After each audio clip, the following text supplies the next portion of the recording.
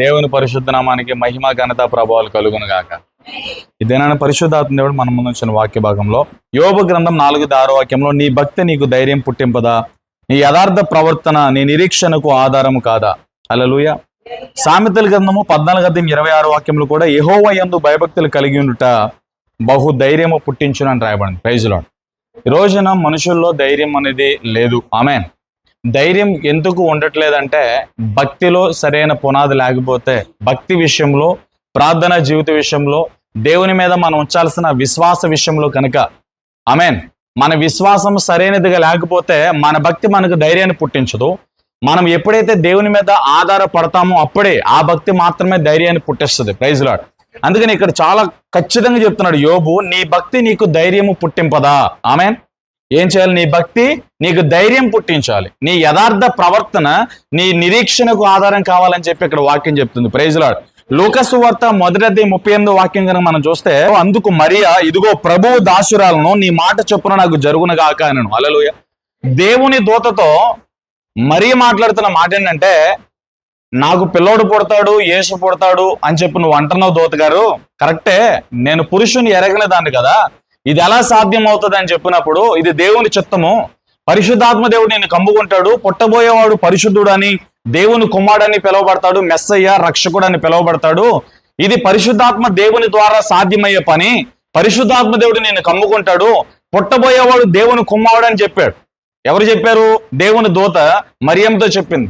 మరియమ్మ వేరే మాట ఏం ఆలోచించకుండా, నీ దాసురాలైన నేను, హల్లెలూయా, దాన్ని అంగీకరిస్తున్నాను, నీ చిత్తమే జరుగునుగాక, దేవుని చిత్తమే జరుగునుగాక అని చెప్పి ఆ మాటను సమర్థించింది. ఈ మాట ఎందుకు చెప్పానంటే, మరియమ్మ పురుషుని ఎరగక ముందే, అప్పటికి యోసేపుతో ప్రదానం చేయబడినప్పటికీ యోసేపుని ఎరగల, పురుషుని ఎరగల. పురుషుని ఎరగని స్త్రీకి పిల్లలు పుడితే సమాజంలో ఎలా ఉంటుందో ఆలోచన చేయి. హల్లెలూయా. మరియ మీద చాలా నిందలు పడినాయి. ఈవిడికి ప్రదానం చేయబడింది. ప్రదానం చేయబడిన తర్వాత ఈవిడికి ఎలా పిల్లలు పుట్టారు? చాలా మంది ఈ రోజు వరకు కూడా యేసు ప్రభుకు తండ్రి ఎవరో, నా మెసేజ్లో కూడా, నేను పెట్టే యూట్యూబ్ మెసేజ్లో కూడా, యేసుకు తండ్రి ఎవరో చెప్పు ఫస్ట్ కామెంట్లు పెడతారన్నమాట నాకు. హల్లెలూయా. యేసు రక్తం బకెట్ పంపించు, యేసు ప్రభుకు తండ్రి ఎవరో చెప్పండి పాస్టర్లు అందరూ అని చెప్పి నా మెసేజ్ల కింద కొంతమంది కామెంట్లు పెడతారు. Praise Lord. హల్లెలూయా.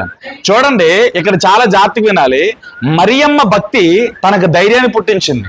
మరియమ్మ యొక్క యథార్థ ప్రవర్తన తనకు నిరీక్షణను పుట్టించింది. పెంతుకోస్తైన పండగ దినమున 120 మందిలో మరియమ్మ కూడా మేడగదిలోనికి వెళ్ళి దేవుని ఆత్మతో నింపబడి దేవునిని ఆత్మతో సత్యముతో ఆరాధించిన స్త్రీగా మనం చూస్తున్నాం, యేసు ప్రభు తల్లి అయినప్పుడు కూడా. హల్లెలూయా. ఈ స్త్రీ జీవితంలో, ఈ మరియమ్మ జీవితంలో చాలా నిందలు వచ్చినాయి. ఎలాంటి నిందలంటే, అరే పక్కనోళ్ళు గుసగుసలు, ఈ పక్కనోళ్ళు గుసగుసలు.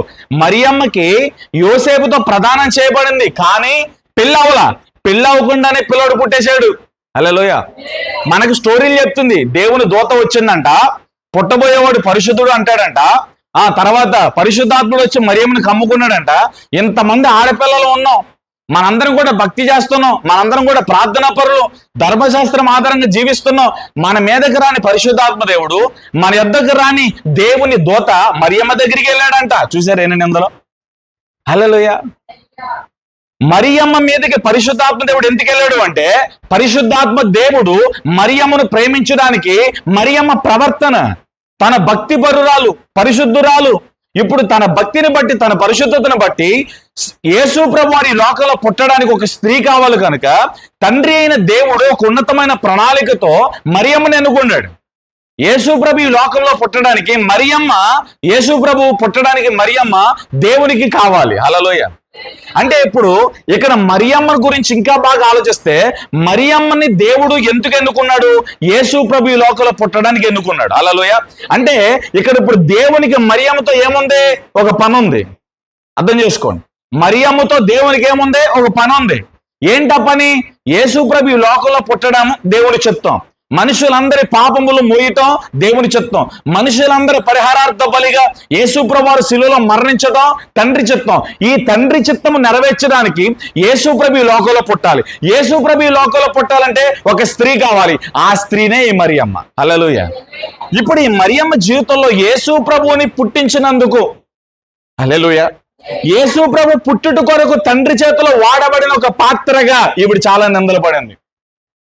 అర్థం చేసుకోవాలి వాక్యాన్ని. తండ్రి చిత్తాన్ని నెరవేర్చడానికి యేసు ప్రభు ఈ లోకంలో రావాలి. ఇప్పుడు యేసు ప్రభు ఈ లోకంలోకి రావాలంటే యేసు ప్రభువు ఒక స్త్రీ కావాలి, ఒక తల్లి కావాలి. ఆ తల్లి మరియమ్మ. అంటే ఇప్పుడు ఈ మరియమ్మ తండ్రి చిత్తాన్ని చేయడానికి, యేసు ప్రభు ఈ లోకంలో పుట్టడానికి, దేవుని చిత్తాన్ని జరిగించడానికి దేవుని దూతకు అప్పగించుకుంది, అందుకే దేవునికి అప్పగించుకుంది. తన యథార్థ ప్రవర్తన నిరీక్షణకు ఆధారం చేసింది. ఇదే అంటున్నాడు యోబు గ్రంథం 4:6 వాక్యంలో, నీ భక్తి నీకు ధైర్యము పుట్టించదా. నీ యథార్థ ప్రవర్తన ఏం చేస్తుంది చెప్పండి? నీ యథార్థ ప్రవర్తన నీ నిరీక్షణకు ఆధారం అవుతుంది. హల్లెలూయా. నీ యథార్థ ప్రవర్తన, నీ భక్తి నీకు ధైర్యం పుట్టించాలి. నీ యథార్థ ప్రవర్తన నీకు నిరీక్షణ తీసుకురావాలి. చాలా నిందలు ఫేస్ చేసింది. చాలా మంది గుసగుసలాడుకున్నారు. ప్రధానం మాత్రమే చేయబడింది. మరియమ్మకి పెళ్ళి అవ్వలేదు. పెళ్ళి అవ్వకుండానే యేసు ఎలా పుట్టాడు అంటే, మరియమ్మ 4 గోడల మధ్య ఏదో పాపం చేసింది, ఏదో తప్పు చేసింది. ఎలా పాసిబుల్ అవుతుంది? పురుషుడు ఎరగకుండా, పురుషుడితో ఒక స్త్రీ కూడకుండా ఏ రకంగా పిల్లలు పుడతారో? ఎన్నో నిందలు పడింది యేసు ప్రభుని లోకంలో పుట్టించినందుకు. ఇంకా బాగా చెప్పాలంటే వివాహానికి ముందు జరిగిన, దాన్ని ఏమంటారు, ఎంగేజ్మెంట్ కదా, ప్రధానం కదా, యోసేపే మరియమ్మను ప్రదానం చేసుకుని, హల్లెలూయా, యోసేపు మరియమ్మను ప్రదానం చేసుకుని, యోసేపు రహస్యముగా మరియను వదిలిపెట్టాలని రహస్యముగా చీకట పడిన తర్వాత, హల్లెలూయా, చీకట పడిన తర్వాత మరియమ్మను రహస్యంగా విడనాడదలిచి మరియమ్మకు దూరంగా వెళ్ళిపోతుంటే దేవుని దూత వెంటాడి, దేవుని ఆత్మ వెంటాడి, యోసేపు నీకు ప్రదానం చేయబడిన మరి అయిన ఆ స్త్రీ పరిశుద్ధరాలు, ఉన్నతమైన పరిశుద్ధమైన కన్యక, ఆవిడ్ని విడనాడవద్దు, ఆవిడ్ని చేర్చుకో అంటే ఎంత నెగిటివ్ వచ్చిందో చూడండి. హల్లెలూయా. బయట ఉన్నవారు సైలెంట్గా వచ్చి కూర్చున్న వాక్యం అని, ఇంకొకసారి అలా రావద్దు, త్వరగా వచ్చాను. సైలెంట్గా త్వరగా వచ్చి కూర్చోండి. ఇంకెప్పుడు లేట్ చేయొద్దు. 9 అంటే 9 ప్రేయర్. మీరు నుంచి నా కాలు నొప్పులు వస్తున్నాయి అని చెప్పి జాలి తలిచి ఈసారికి రమ్మన్నా.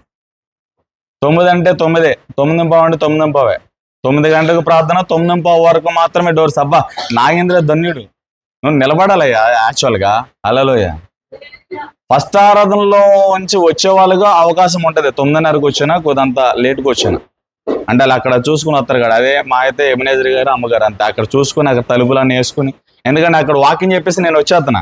అక్కడ ఉన్న వాళ్ళందరూ వెంటనే వెళ్తారా, ఇయ్యోటి బాధలు చెప్పుకుంటారు కదా. ఏమనంటే నాన్నగా చెప్పమన్నాను, వాళ్ళు మాట్లాడి వాళ్ళు వెళ్ళిన తర్వాత వీళ్ళు తలుపులు వేసి రావాలి కాబట్టి వాళ్ళిద్దరికి మాత్రం అవకాశం. పాస్టర్ గారు మమ్మీ డాడీ కాబట్టి వాళ్ళు డైరెక్ట్కి వచ్చేందరూ అనుకోమాకండి. హల్లెలూయా, ప్రైజ్ లార్డ్. కాబట్టి జాగ్రత్తగా వాక్యం వినాలి. హల్లెలూయా. ఇదే అంటున్నాడు, నీ భక్తి నీకేం పుట్టించాలి? ధైర్యం పుట్టించాలి. నీ ప్రవర్తన నీ నిరీక్షణకు ఆధారం కావాలి. మరియమ్మ జీవితంలో ఇది మనం చూస్తాం. హల్లెలూయా. రహస్యంగా విడనాడదలుచుకున్నాడు. యోసేపు రహస్యంగా వెళ్ళిపోతున్నాడు. చీకట పడిన తర్వాత వెళ్ళిపోతుంటే దేవుని దూత వెంటాడి, యోసేపు నీ భార్య అయిన మరియను, నీతో ప్రదానం చేయబడిన మరియను విడనాడొద్దు. ఆవిడ దేవుని చిత్తము చేయడానికి, యేసు ప్రభుని లోకంలో పుట్టించడానికి తండ్రి అయిన చేతిలో ఒక పాత్ర మాత్రమే. ఆ స్త్రీ పరిశుద్ధురాలు, ఆ స్త్రీ దేవుని చిత్తాన్ని చేయడానికి దేవుని చేత ఎన్నుకోబడిన స్త్రీ. లోక రక్షకుడైన యేసు ప్రభు మెస్సయ్య రక్షకుడు ఈ లోకంలో పుట్టడానికి కన్యకైన మరియను తండ్రి ఎన్నుకున్నాడు. అది లోకంలో చాలా మందికి తెలియలా. ఈ విషయం నువ్వు కూడా తెలియక భ్రమపడి రహస్యంగా వదిలిపెట్టాలిపోతున్నావు. నువ్వు అలా చేయొద్దు. ఆవిడ పరిశుద్ధరాలు. ఇమీడియట్లుగా వెళ్ళి మరియమ్మను చేర్చుకో, మరియమ్మకు తోడుగా ఉండు. నెలలు నిండుతున్నాయి, రోజులు నిండుతూ ఉన్నాయి, మరియకు తోడు కావాలి. నువ్వు వెళ్ళి తక్షణమే తోడుగా ఉండు. హల్లెలూయా.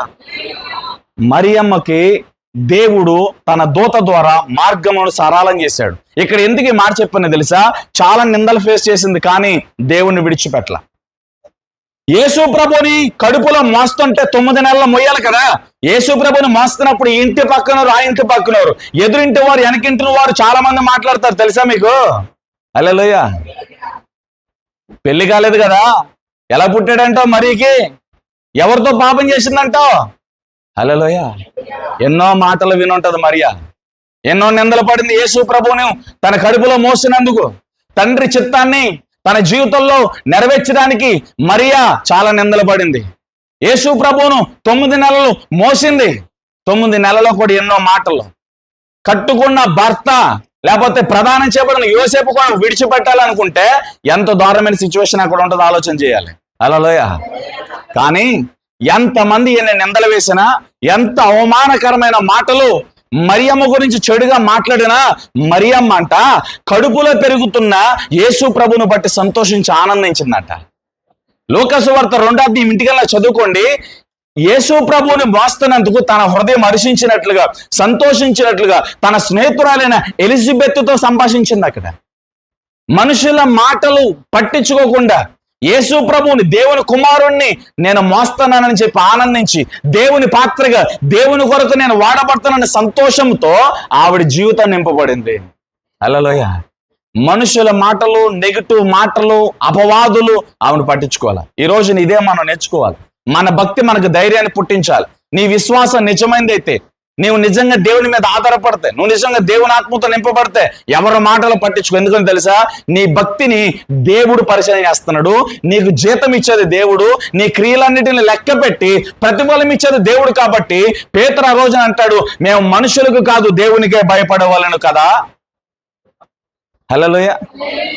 అపోస్తలుల గారు అంటాడు కదా, మేము మనుషులకు కాదు భయపడాల్సిందే దేవునికి.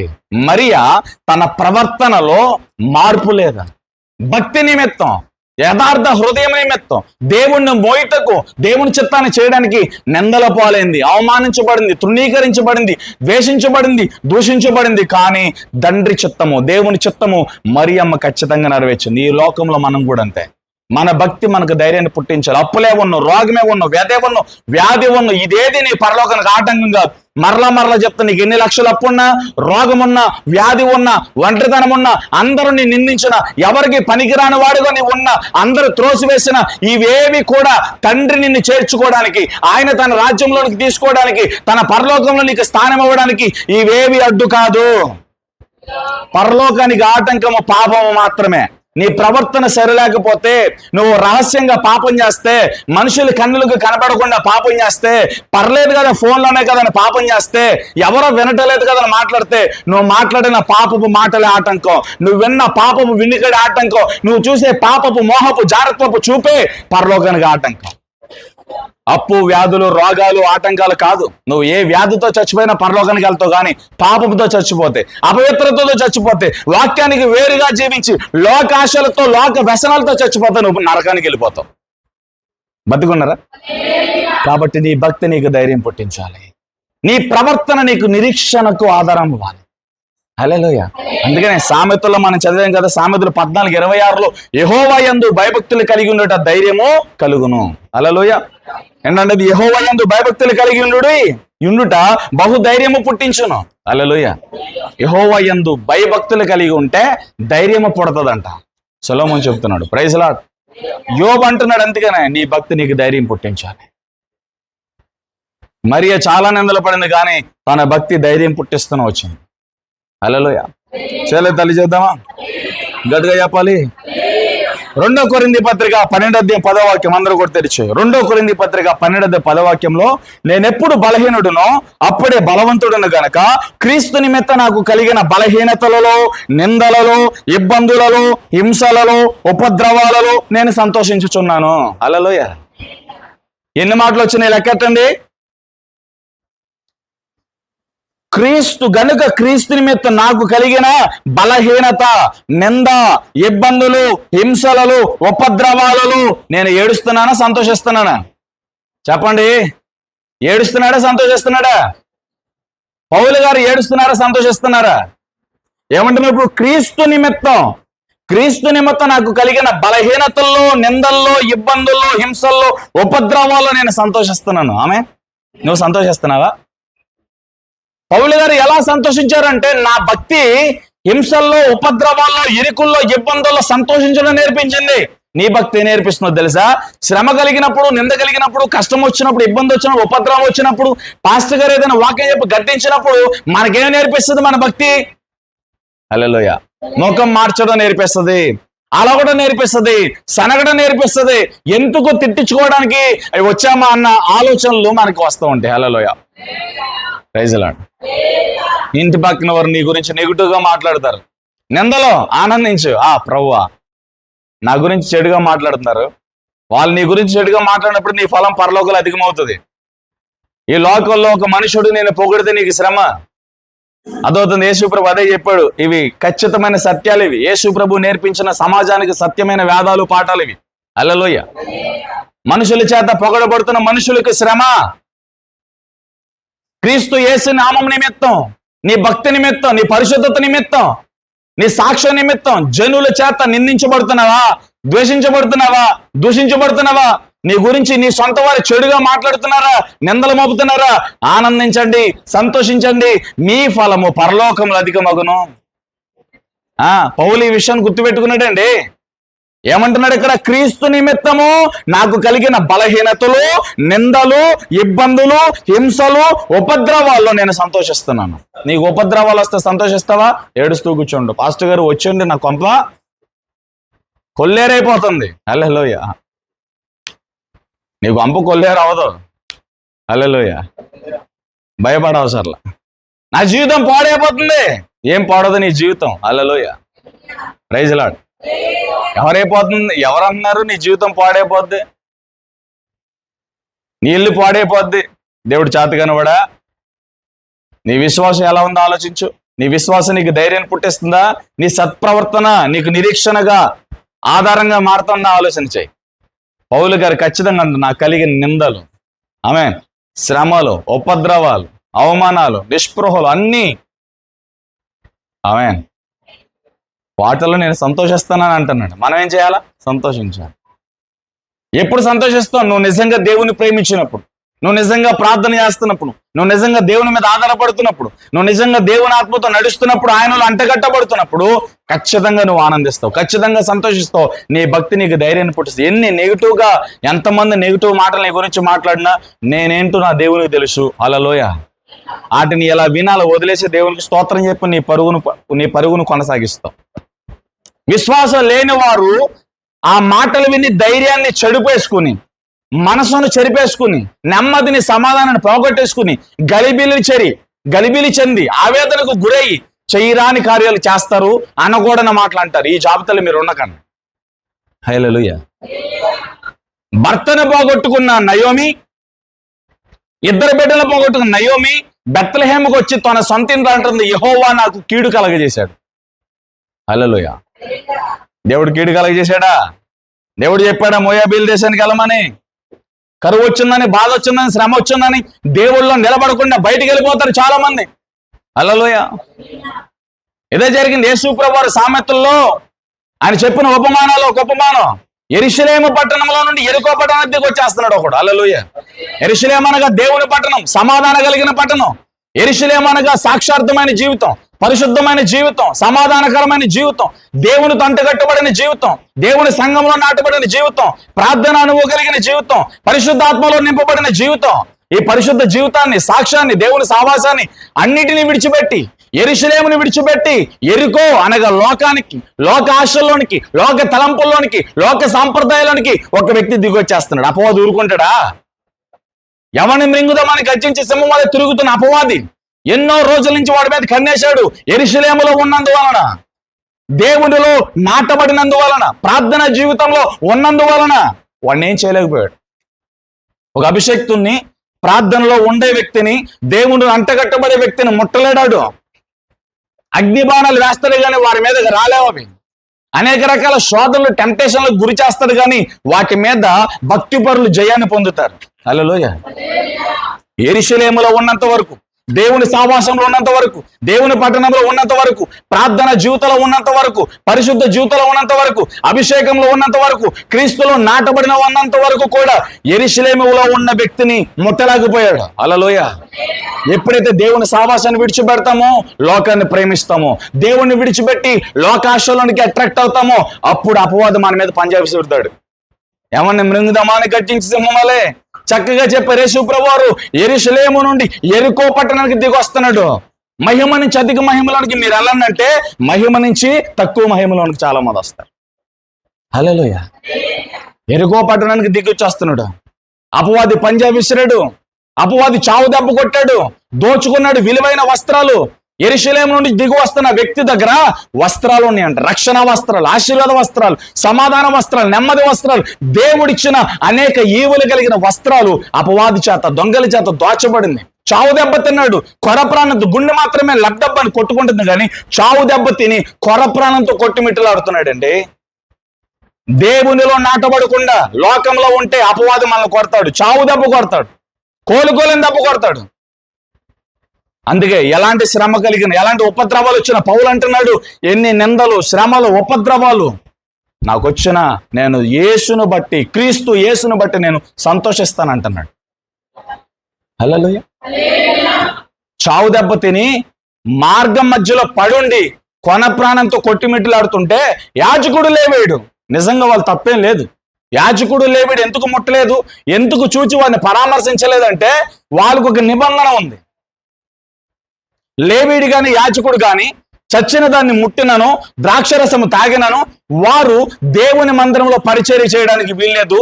వాళ్ళు 7 రోజులు బహిష్కరించబడాలి, అనగా వెలివేయబడతారు. దాన్ని మనం మైలు అంటాం కదా, అది.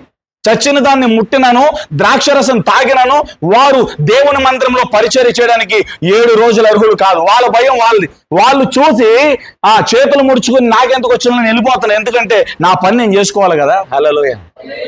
ఈ లేవీలు ఎవరు, యాజకులు ఎవరు అంటే నేను వరహపట్నంలో విడిదే చెప్పాను. ఈ లేవీలు యాజకులు నీ బంధువులు, నీ స్నేహితులు. హల్లెలూయా. నీ ఇంటి పేరట కలిగిన వారు ఎంతమంది ఉన్నా, నీ వాడగట్టులో స్నేహితులు ఎంతమంది ఉన్నా, నీకు అన్నదమ్ములు ఉన్న, అక్క చెల్లెలు ఉన్న, తల్లిదండ్రులు ఉన్న ఎంతమంది ఉన్నా, లేవీలు యాజకులు సోద్యం చూసినట్లుగా అందరూ కూడా నీ దీన స్థితిని చూసి, మూలుగుతున్న స్థితిని చూసి, కన్నీటి స్థితిని చూసి, ఒంటరి స్థితిని చూసి అందరూ కూడా అయ్యో పాపం అని వెళ్ళిపోయేవారు కానీ నీ వద్దకు వచ్చి నేను ఆదరించేవారు లేరు, పరామర్శించేవారు లేరు, నెత్తురు గారుతున్న నీ గాయాలను తుడిచి గాయం కట్టేవారు ఎవరు లేరు.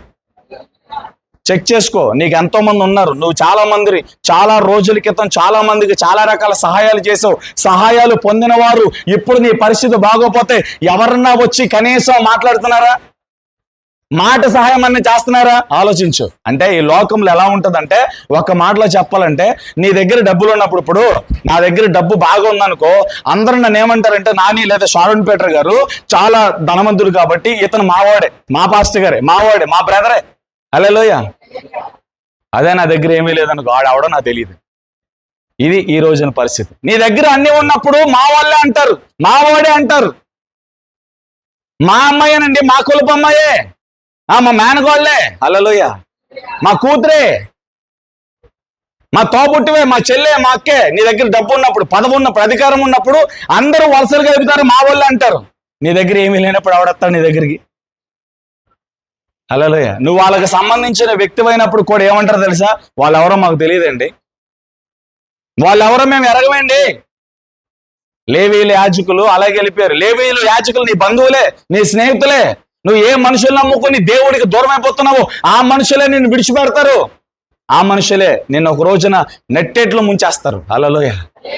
లేవీడు యాజకుడు చూచి త్రావ పక్క నుంచి వెళ్ళిపోతే సమరయుడు, మంచి సమరయుడు వచ్చి తన ద్రాక్షరసను పట్టించి బలము కలిగేటట్లుగా చేసి నూనెను రాసి గాయాలను రుద్ది గాయాలను కట్టి తన వాహనం మీద ఎక్కించుకుని పూటకోలు వాని దగ్గరికి తీసుకెళ్ళిపోయాడు. ఈ సత్యాన్ని ఎరిగిన పౌలు నాకు ఎన్నంటున్నాడు చూడు, నిందల్లో, ఇబ్బందుల్లో, బలహీనతల్లో, హింసల్లో, ఉపద్రవాల్లో నేను సంతోషిస్తున్నాను. బలహీనతలో సంతోషించడం సాధ్యమా? బలహీనతలో మూలుగుతూ ఉంటే అమ్మో నాయన అంటే మూలుగుతూ ఉంటే ఏదైనా రోగము జబ్బు వచ్చినప్పుడు. హల్లెలూయా. ఇబ్బందులు, నిందలు, తర్వాత 2 నిందలు ఎలాగా? గుండెలు పగిలిపోతాయి. చెయ్యని తప్పు మన మీద మోపితే, చెయ్యని నేరాలు మన మీద మోపితే, అయ్యా నాకు ఏ పాపం తెలియదు, నేను మాట్లాడలే, నేను చూడలా, నేను చేయలా, నేను చేయకుండా నన్ను అంటున్నారు, ఎంత బాధ కలుగుతుంది? నీకు కలగదా బాధ? ఇదే బాధ మరియ ఫేస్ చేసింది, పౌలు గారు ఫేస్ చేశారు. కానీ ఏడవల. తన భక్తి తనకు సంతోషాన్ని పుట్టించింది, తన విశ్వాసం తనకు సంతోషాన్ని పుట్టించింది. నేను దేవుని కొరకు బ్రతుకుతున్నాను, ఎవరైనా కొనుక ఏంటి, నా జీవం దేవుళ్ళో దాచబడి ఉందా? ఈ నిరీక్షణ, నా సాక్ష్యం దేవుళ్ళో దాచబడి ఉంది, నా జీవం దేవుళ్ళు దాచబడి ఉంది, నా కిరీటం దేవుళ్ళు దాచబడి ఉంది, నా ఆశీర్వాదం దేవుళ్ళు దాచబడి ఉంది. ఒక మనుషుడు నన్ను అన్నంత మాత్రాన, ఒక మనుషుడు నన్ను దూషించినంత మాత్రాన, ఒక మనుషుడు తన నోటితో శపించినంత మాత్రాన, లేదా నా మీద చాతబొల్లు చేయించినంత మాత్రాన, చిల్లంగలు చేయించినంత మాత్రాన ఏది ఎంత మాత్రం నాకు కీడు చెయ్యదు. అరే బాబు బతుకున్నారా? హల్లెలూయా. అక్కడ చాలాసేపు మాట్లాడా, ఎక్కడ మాట్లాడుతాను, అక్కడ నిలబడి ఎక్కడ నిలబడి ఇది యాక్టివ్గా ఉండండి. నీరసంగా కూర్చోకూడదు దేవుని సన్నిధిలో. నువ్వెంత యాక్టివ్గా ఉంటే పరిశుద్ధాత్మ నీళ్ళు అంత యాక్టివ్గా పనిచేస్తుంది. నువ్వు నీరసంగా బాబో ఎప్పుడు వెళ్తాడు ఎప్పుడు నీ జీవితం అంతా అలాగే ఉంటుంది. వచ్చేది ఆదివారం శ్రద్ధగా వింటే దేవుని వాక్యములో చాలా జీవం ఉంటుంది. దేవుని వాక్యం చాలా ప్రభావంతో నింపబడి ఉంటుంది. దేవుని వాక్యంలో స్వస్థత ఉంది. మీకు ఆరాధన అవసరం లేదు. మీరు వాక్యం సరిగ్గా వింటే మీ బలహీనతల్లోనికి దేవుని వాక్యం బలంగా మారిపోతుంది. మీరు వింటూ ఉండగానే స్వస్థతలు జరుగుతాయి. ఇంకో గొప్ప విషయం చెప్పనా, మీరు అభిషేకంతో నేను నింపబడాలి, ఈ వాక్యం ద్వారా కూడా ఆత్మ నా మీదకి రావాలని మీరు కోరుకుంటే ఆ కోరుకున్న ఆశను బట్టి మీ వాంఛను బట్టి వాక్యం విడుదలవుతుండగానే పరిశుద్ధాత్మ మిమ్మల్ని నింపుతూ ఉంటాడు. దేవుని సన్నిధిలో అన్య మనసుతో కూర్చోకండి, విశ్వాసంతో కూర్చోండి. ప్రతి మాట నా కోసమే. ఎస్ ఐ రిసీవ్డ్, నేను తీసుకుంటున్న దాన్ని, నేను పొందుకుంటున్న దాన్ని. ఈ విధంగా ఉంటే దేవుడు మిమ్మల్ని నింపుతాడు. పొందుకునే వాళ్ళకి దేవుడు ఇంకా ఇస్తాడు, తీసుకునే వాళ్ళకి దేవుడు ఇంకా ఇస్తాడు. తీసుకోలేకపోతే దేవుడు ఏం చేస్తాడు, ఇచ్చినా తీసుకోవట్లేదు ఇంకెందుకురా బాబు అని చెప్పి ఎవడు నీకు ఇచ్చే వాళ్ళకే దేవుడు తీసుకునే వాళ్ళకి ఇస్తాడనమాట. అంతే కదా, తినే వాళ్ళకి అన్నం పెడతాం కానీ పారేసే వాళ్ళకి అన్నం ఎందుకు పెడతాం? అంతే. దేవుని మాటను ఇష్టంగా అది గద్దింపైన ఆశీర్వాదమైన వేరైనా ఏదైనా దేవుని వాక్యం విడుదల అవుతున్నప్పుడు ఎవరైతే దాన్ని అంగీకరించి తీసుకుంటారో వారికి దేవుడు ఇంకా బలమైన ఆహారాన్ని పెడతాడు, వారిని ఇంకా దేవుడు నింపుతాడు. ఈ పాట నేర్చుకోవాలి మీరు. హల్లెలూయా. అక్కడ వదిలిపోయా ఎవ్వరు పట్టించుకోలేదు, యాజకుడు కానీ లేవిడు కానీ సమరయుడు యేసు ప్రభు. హల్లెలూయా. ఈ లోకంలో ఎవరిని మీద నమ్మకం పెట్టుకోక. అందుకే మనుషులు ఆశ్రయించిన నరుడు శాపగ్రస్తుడే, యెహోవాను ఆశ్రయించిన నరుడు ధన్యుడే. ఎప్పుడు మర్చిపోవద్దు. ఆమేన్. ఎప్పుడు మర్చిపోమాకండి. నిందలు, శ్రమలు, ఇబ్బందులు, ఇరుకులు ఆనందించి సంతోషించాలి. ఇలా ఆనందించి సంతోషించాలంటే నేను మోటివేట్ చేసినంత మాత్రం అవదిది, నేను నోరు చించేసుకుని చెప్పినంత మాత్రం అవదిది. ఇది నీ భక్తి ద్వారా సాధ్యం అవ్వాలి, ఇది నీ విశ్వాసం ద్వారా సాధ్యం అవ్వాలి.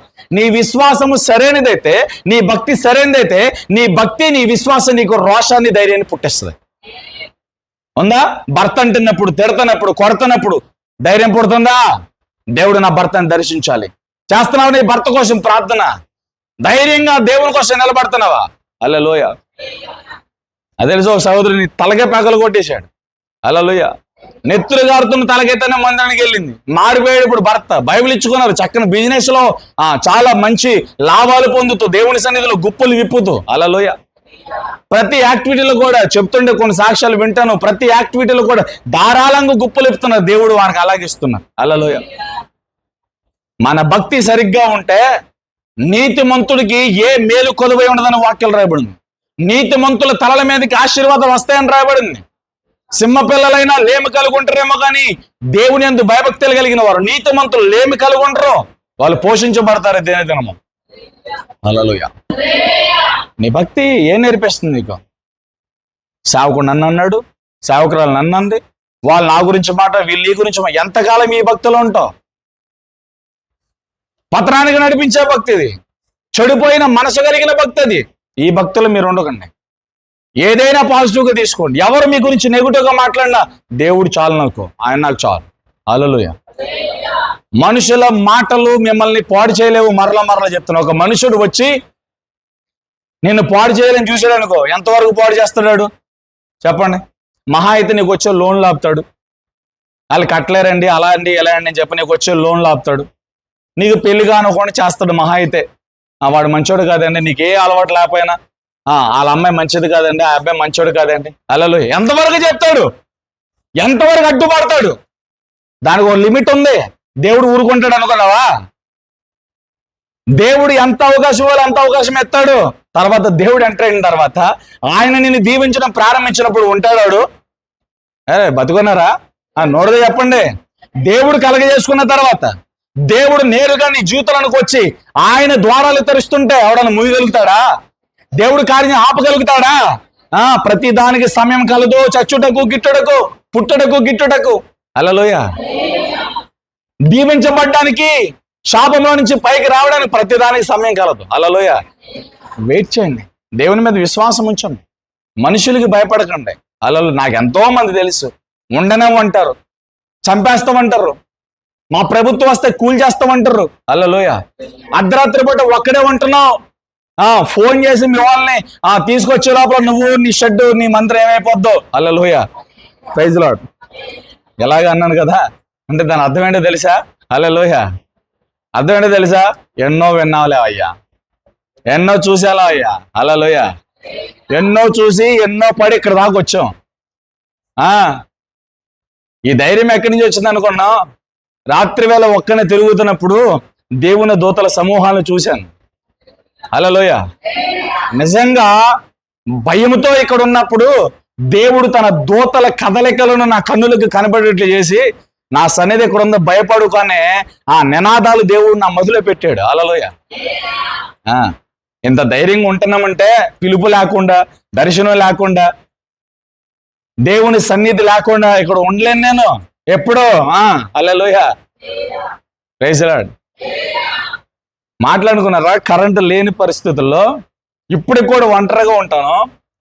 వాళ్ళ మాటలు, ఈ మధ్యలో వచ్చిన మాటలు, ఆ ప్రభుత్వం వస్తే మీరు కూలి చేస్తాం. హల్లెలూయా. ఆమేన్. కూలి చేస్తారా?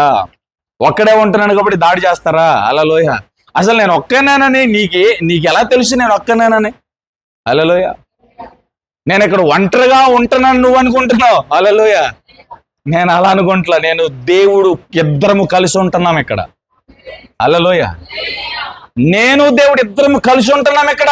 ఎన్ని నిందలు వచ్చినా, శ్రమలు వచ్చినా, సంఘములో వాళ్ళు వచ్చినా మానేసినా, ఒంటరిగానైనా సంఘంతోనైనా నడిచేది పరిగెత్తేది దేవునితోనే, దేవుని కొరకే.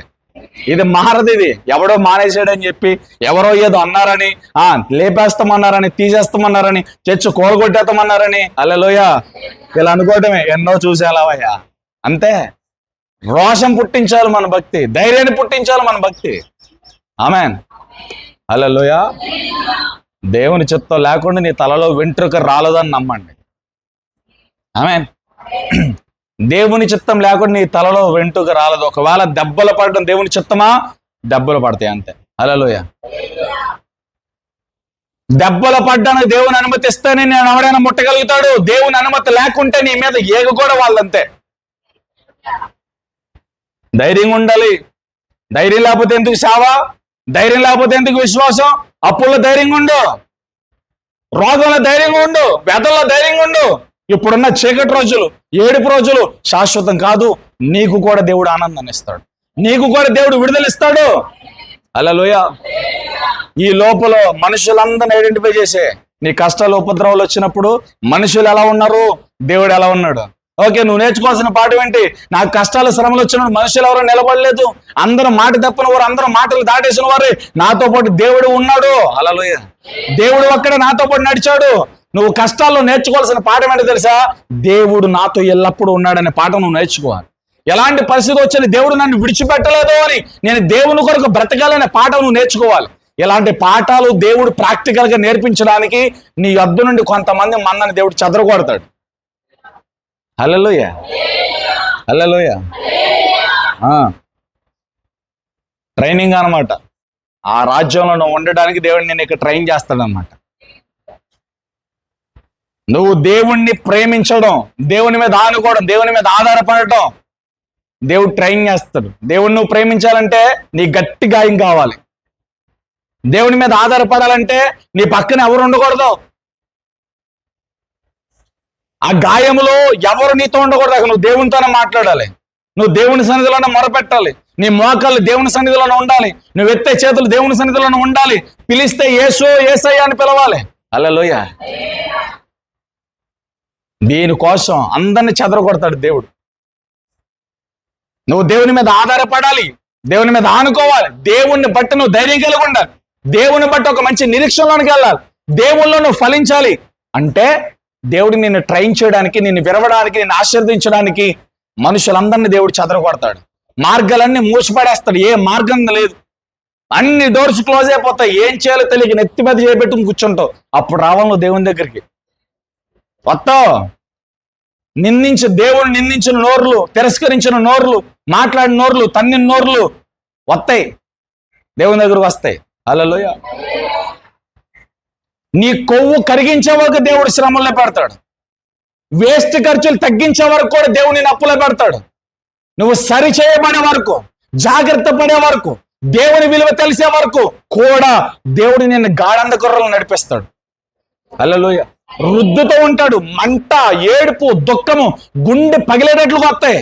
రుద్ది రుద్ది నువ్వు షార్ప్ అయిన తర్వాత, పొదినెక్కిన తర్వాత, దేవుని విలువ తెలుసుకున్న తర్వాత, ఆయన కృపను అర్థం చేసుకున్న తర్వాతనే దేవుడిని కిరీటం ఇస్తాడు. హల్లెలూయా.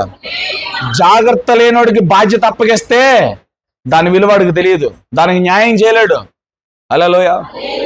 అందుకే ఏదైనా పర్సనల్ పరిచర్లు ఉన్నప్పుడు ఇష్టంగా చేసేవాళ్ళ పేర్లు రాస్తా. అమ్మో అన్నయ్య నా పేరే రాశాడు వంట పరిచర్యకి, ఆ పరిచయం నా పేరే, నేనే వెళ్ళాలా. ఎలాంటి వాళ్ళ పేర్లు రాయను. హల్లెలూయా. పేరు పెట్టాను అంటే అన్న నా పేరు పెట్టారేంటి, నాకు ఆ పనుంది ఈ పని ఉందని చెప్పి ఫోన్ చేసే వాళ్ళ పేర్లు రాయను. ఎవరైతే కన్ఫామ్గా వచ్చేస్తారో, ఆ పరిచర్య చేస్తారో అని నేను నమ్ముతానో వాళ్ళ పేర్లు రాస్తా ముందు నేను. హల్లెలూయా.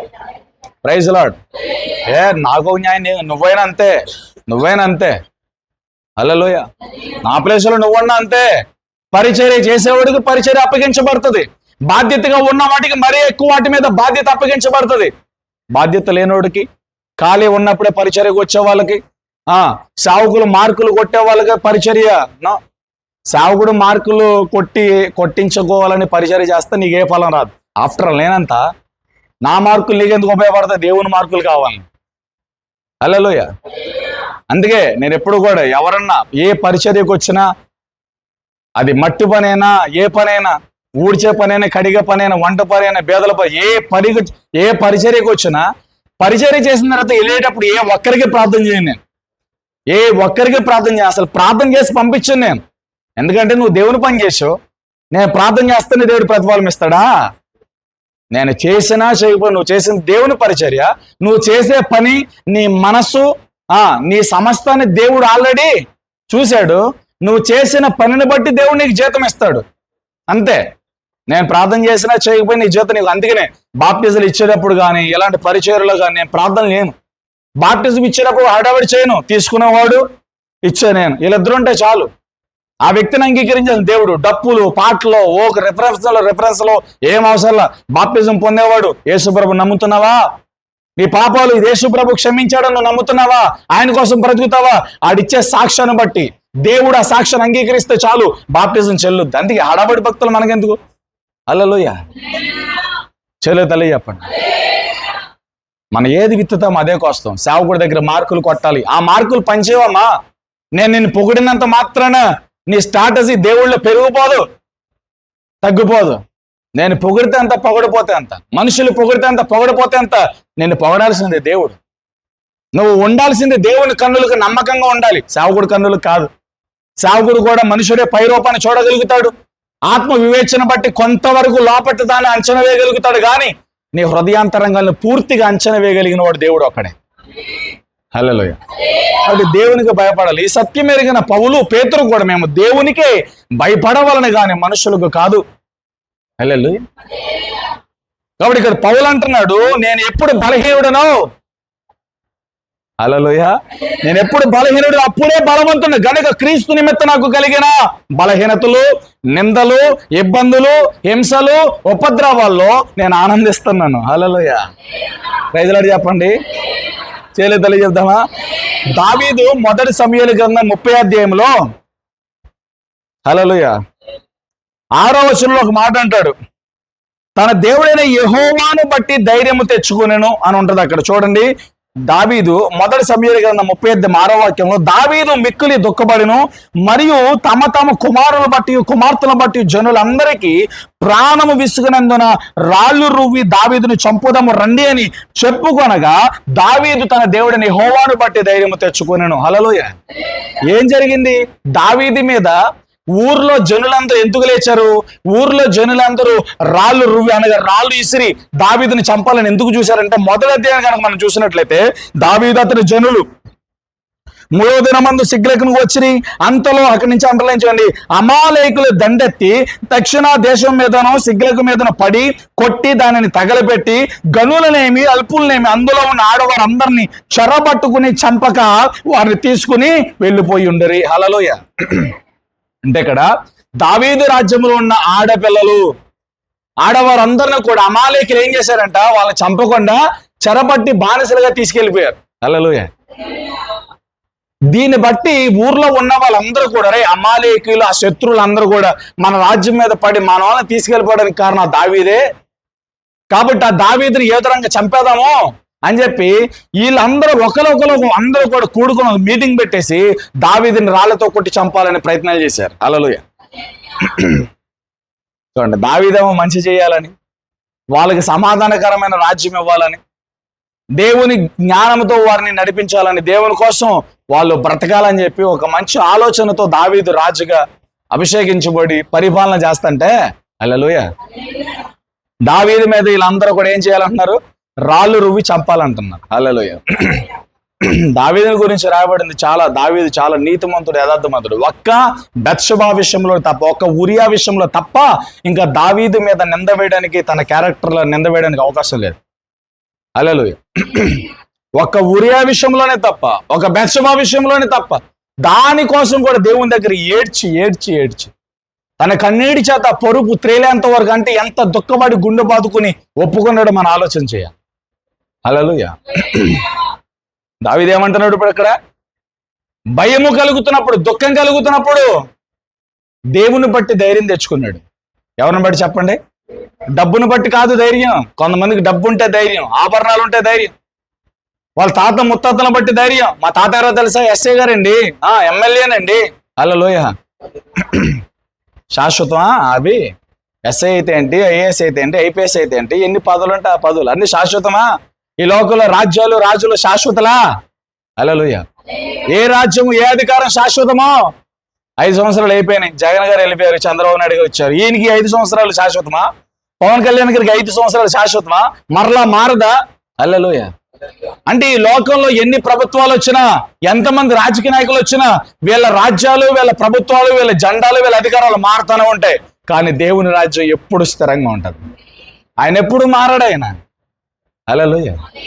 ఆయన ఎప్పుడు మారడు, ఆయన ఎప్పుడూ విడిచిపెట్టుకోవడం. యేసుక్రీస్తు నిన్న నేడు నిరంతరము. చచ్చిపోయారండి. హల్లెలూయా.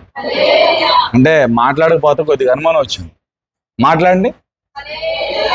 బతుకున్న వాళ్ళందరూ హల్లెలూయా, చచ్చిపోయిన వాళ్ళందరూ హల్లెలూయా.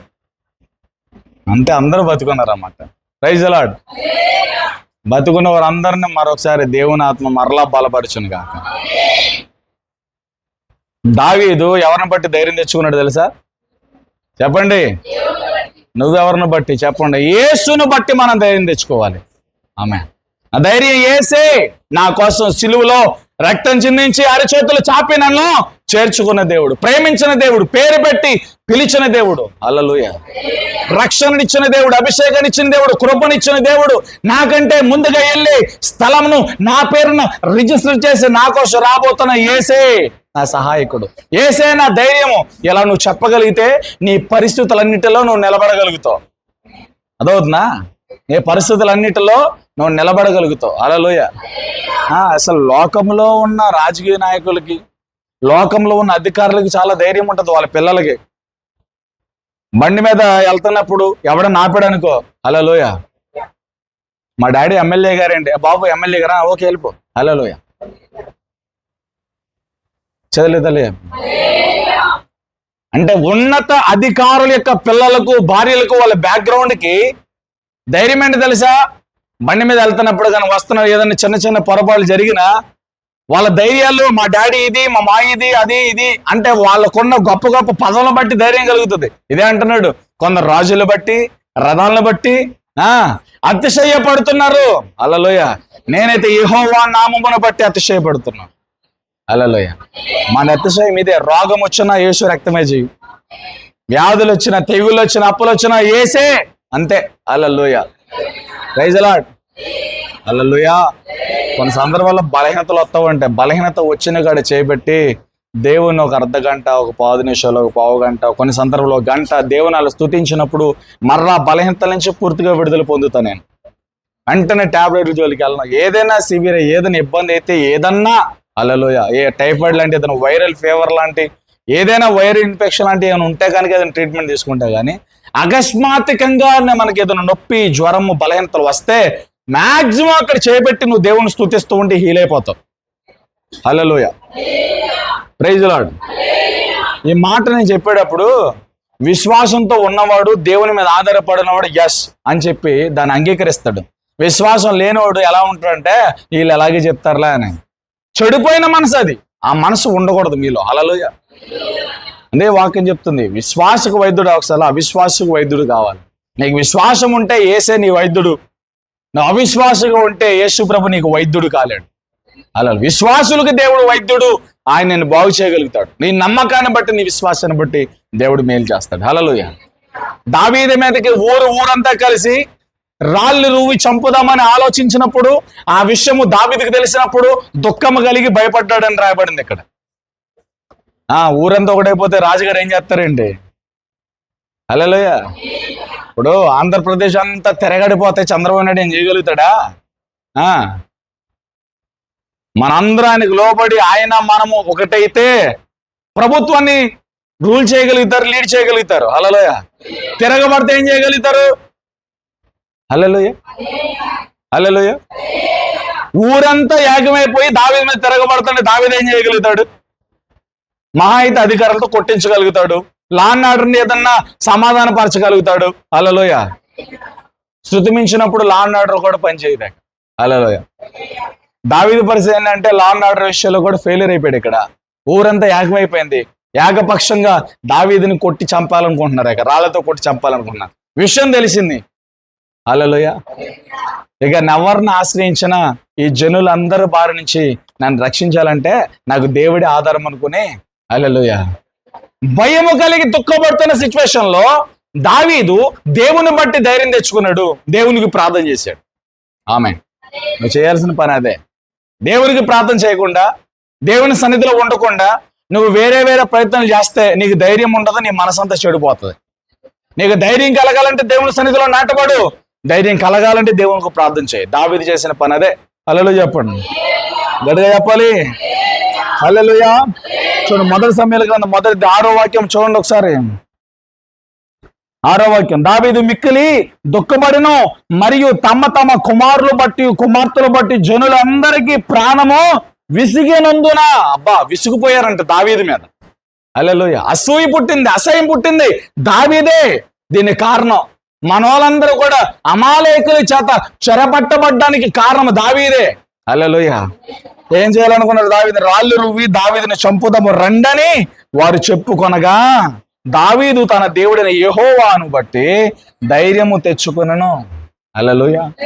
నువ్వు ఎవరిని బట్టి ధైర్యం తెచ్చుకున్నా తెలియదు. హల్లెలూయా. చదువులో తెలియజెప్పాలి. యోబు గ్రంథం 1వ వాక్యంలో, నా తల్లి గర్భంలో నుండి నేను దిగంబనే వచ్చుదని, దిగంబనే అక్కడ తిరిగి వెళ్ళదును, యెహోవా ఇచ్చును, యెహోవా తీసుకును, యెహోవాకే స్తుతి కలుగునుగా. హల్లెలూయా. అదే ఎప్పుడు 1వ వాక్యంలో, నా తల్లి గర్భం నుండి ఎలా వచ్చాను? దిగంబడిగా వచ్చాను, దిగంబడిగానే పోతాను. హల్లెలూయా. యెహోవా ఇచ్చును, యెహోవా తీసుకును, యెహోవా నామమునకే. కుటుంబాన్ని కోల్పోయినప్పుడు ఏం కలగాలి చెప్పండి? మరియమ్మ గారేమో 9 నెలల యేసు ప్రభువుని, పురుషుడు ఎరగకుండా దేవుని ఆత్మ ప్రత్యక్షతలో పుట్టిన యేసు ప్రభువుని మోసినందుకు, యేసు ప్రభువుకి జన్మనిచ్చినందుకు మరియమ్మని ఎన్నో నిందలేశారు. హల్లెలూయా. ఆ నిందల్లో, శ్రమల్లో మరియమ్మ దేవునిలో ఆనందించి సంతోషించింది. హల్లెలూయా. పౌలు తన జీవితంలో బలహీనుడిగా ఉన్నప్పుడు దేవుని కృపను బట్టి బలవంతుడని చెప్తూ, క్రీస్తు యేసు నిమిత్తం నాకు కలిగిన శ్రమల్లో, శోధనలో, నిందల్లో, ఇబ్బందుల్లో, ఇరుకుల్లో, ఉపద్రవాలు నేను సంతోషించానని చెప్తున్నాడు. హల్లెలూయా. ఇక్కడ దావీదు ఊరంతా పగబట్టి రాళ్లతో కొట్టి చంపుదాం అనుకున్నప్పుడు యెహోవాను బట్టి ధైర్యం తెచ్చుకున్నాడు అంటున్నాడు. హల్లెలూయా. ఇప్పుడు ఇక్కడ యోబు కుటుంబం అంతా కూడా విడిచిపోయినా, 10 మంది పిల్లలు కందులు ఎదురు చచ్చిపోయినా, ఆస్తిపాస్తులన్నీ కూడా కాలిపోయినా, ఆకాశం నుండి అగ్ని కురిచే పంట పొలాలన్నీ బూడిదైపోయినా, హల్లెలూయా, తోడుండాల్సిన భార్య కూడా వచ్చి ఎందుకు యథార్థతను విడిచిపెట్లా, దూషించి దేవుని తిట్టి చావకూడదని చెప్పి భార్య వెళ్ళిపోయినా, వచ్చిన ప్రాణ స్నేహితులు కూడా కొన్ని రోజులు యోబుతో పాటు ఉండి యోబుని మీద నిందలు వేసి యోబుని విడిచిపెట్టి వెళ్ళిపోయినా, హల్లెలూయా, చేయలే తల్లి చెప్పండి. రే, ఆ సంచి వెనక జరుపు, స్టాండ్ కదిలింది అనుకో, హల్లెలూయా, ప్రైజ్ లార్డ్ చెప్పండి. యోబు ఒంటరివాడు. యోబుకు కుటుంబం లేదు, పిల్లలు చచ్చిపోయారు, భార్య విడిచిపెట్టింది, స్నేహితులు విడిచిపెట్టారు. కానీ ఇక్కడ యోబు అధైర్యపడలా. యోబు నా కుటుంబం నన్ను విడిచిపెట్టి పోయిందని ఏడవలా. ఎంత మనోధైర్యమో చూడండి. మనోదుఖము కాదు, మనోధైర్యం. మనోధైర్యం అంటే బాధల్లో ధైర్యాన్ని మనోధైర్యం అంటాం. ఒంటరితనంలో ధైర్యం. 10 మంది పిల్లలు, మన పిల్లలకి జ్వరం వచ్చి బాధతో వాళ్ళు మూలుగుతూ ఉంటే, వారికి జ్వరం తగ్గి వారు కడుపు నిండా అన్నం తినే వరకు కూడా ఏ తల్లిదండ్రికి శాంతి ఉండదు, సమాధానం. వారి పిల్లలు వారి ముందు యాక్టివ్గా తిరగాలి, ఆడుకోవాలి, చదువుకోవాలి. అప్పుడే తల్లిదండ్రులు ఫ్రీగా ఉండగలుగుతారు. యోబు ఎంత తట్టుకున్నాడో ఆలోచన చేయి. 10 మంది చిన్నపిల్లలు కాదు, చేతికొచ్చిన పిల్లలు 10 మంది పిల్లలు ఒక్క రోజున చచ్చిపోతే ఎన్ని గుర్తుకు రావాలి? వాళ్ళు పెంచిన విధానాలు, ఎత్తుకునే విధానాలు, వాళ్ళు మాట్లాడిన ముద్దు ముద్దు మాటలు, ఎన్ని స్వీట్ మెమరీస్ యోబులో ఉంటాయి. వాళ్ళ పిల్లల యొక్క మూమెంట్స్ ఎన్ని ఉంటాయి ఆలోచన చేయి. మన పిల్లలు ఏదైనా 1 నెల రోజులు 2 నెలల రోజులు చదువు నిమిత్తమో, లేకపోతే ఏదైనా బంధువుల ఇంటికో ఏదైనా ప్రతికూల పరిస్థితులు బట్టి వాళ్ళకి 1 నెల 2 నెలలు దూరం అయితే ఏం చేస్తున్నాడు, ఎలా ఉన్నాడు అన్ని ఆలోచనలు మనకు వస్తాయి. 10 మంది పిల్లలు చచ్చిపోతాయి. నువ్వైతే చర్చిగా రావు, చర్చి కాదు అసలు, దేవుణ్ణి ఎక్కడ పడితే అక్కడ దూషిస్తావు నువ్వు. నీ విశ్వాసం నాకు తెలుసు. మీరు మామూలు కాదు. హల్లెలూయా. అంటే అందరూ అంటలేదులే, మీరు చాలా మంచోళ్ళు కానీ కొంతమంది. హల్లెలూయా. మొగలు మార్చుకుని వాక్యం అనండి, చేతులే తల్లి చెప్పండి. హల్లెలూయా. యోబు 10 మంది పిల్లలు చచ్చిపోతే నేను కూడా అప్సెట్ అయిపోతాను. నువ్వు కూడా అంతే. దేవుని ఒక్క ఏంటి ప్రభు ఈ కర్మ, ఖచ్చితంగా ఇదే మాట అంటాం. ఏం పాపం చేశానని నా పిల్లలు, ఏం తప్పు చేశానని, నేను చేసిన పాపాన్ని బట్టి ఆ శాపం పిల్లలకు తగిలి కొంతమంది, చాలా మంది శాపం శాపం శాపం. క్రీస్తు యేసునందున్న వారు నూతన సృష్టి. హల్లెలూయా. నువ్వు భక్తి పరురాలుగా మారిన తర్వాత, నీ పాపాలు దేవుని క్షమించమని అడిగిన తర్వాత, దేవుని దగ్గర యేసుక్రీస్తు రక్తం నువ్వు కడగబడిన తర్వాత, నీ మీద నీ పిల్లల మీద ఏ శాపం ప్రభుత్వం చేయదు. ఒకవేళ అది ప్రభుత్వం చేస్తే యేసు ప్రభు రక్తం ఒట్టిదే అని అర్థం. యేసు ప్రభు రక్తం ఒట్టిది కాదు, శక్తి కలిగింది. యేసు ప్రభు రక్తం పాపులను పరిశుద్ధంగా మార్చగలిగింది, శాపాలను జీవముతో నింపగలిగింది యేసుక్రీస్తు రక్తం. యేసు ప్రభు దగ్గర ఒక్కసారి నువ్వు చేసిన పాపాన్ని ఒప్పుకుంటే, మరలా పాపం జోలికి వెళ్లకుండా ఆ పాపాన్ని ఒప్పుకుని దేవుని దగ్గర కనికరాన్ని పొందితే, ఆ పాపం మీద ఉన్న శాపం, పాపంతో కూడా శాపం కూడా కొట్టివేయబడుతుంది. అంటే పాపం యొక్క వడ్డీ అన్నమాట. పాపం యొక్క వడ్డీని శాపం అంటారు. కొంతమంది ఏమంటారు, పిల్లలకి ఏదైనా జ్వరం వచ్చినా, అల్లరి చేసినా, అబద్ధాలు ఆడినా, లేకపోతే ఏదైనా వారు వయసును బట్టి, వారు చేసే బిహేవియర్ని బట్టి నా పాపమే శాపంగా మారిపోయిందేమో, నేను మాట్లాడినవి నేను చేసిన నా పిల్లల మీద శాపాలుగా ఎలా అయ్యి వారిని ఇబ్బంది పెడతానేమో. కాదు కాదు, వారు వయసును బట్టి కొన్ని సందర్భాల్లో వారు తెలిసి తెలియక మాట్లాడిన చిన్న చిన్న అబద్ధాలు కావచ్చు, మాటలు కావచ్చు, వారిని మనం భక్తిలో పెంచి వాటిని మనం ఏం చేయాలంటే వాటి నుంచి దూరపరిచి వారిని ప్రార్థనా పరులుగా మార్చాలి. హల్లెలూయా. వాళ్ళని నాశనం చేసి పతనం చేసే శాపాలు వారి మీద ఉండవు. ఎందుకంటే మీరు భక్తి పరులైతే వాళ్ళ మీద శాపం ఉండదు, మీరు ప్రార్థనా పరులైతే నీ పిల్లల మీద శాపం ఉండదు, మీరు అభిషక్తులైతే మీ పిల్లల మీద కూడా మీ అభిషేకం ఉంటుంది, మీరు ప్రార్థనా పరులైతే మీ కన్నీరు మీ పిల్లలకు కవచంగా, దీవెనగా, సమాధానకరంగా, దేవుని ఉన్నతమైన కాపుదలగా మారిపోతుంది. మీ పిల్లల కోసం మీరు నీతిమంతులుగా మారండి, మీ పిల్లల కోసం మీరు ప్రార్థనా పరులుగా మారండి, మీ పిల్లల కోసం వారి భవిష్యత్తుల కోసం మీరు అభిషక్తులుగా మారండి. మీ నీతిని బట్టి మీ పిల్లల్లో ఒక గొప్ప ఫలాన్ని చూడగలుగుతారు. మీరు పాపం చేస్తే పాపపు ఫలాన్ని మీ పిల్లల్లో చూస్తారు, మీరు నీతిమంతులైతే నీతిమంతుల ఫలాన్ని మీరు చూస్తారు. మీరు ఎలా బతుకుతారో మీ ఇష్టం.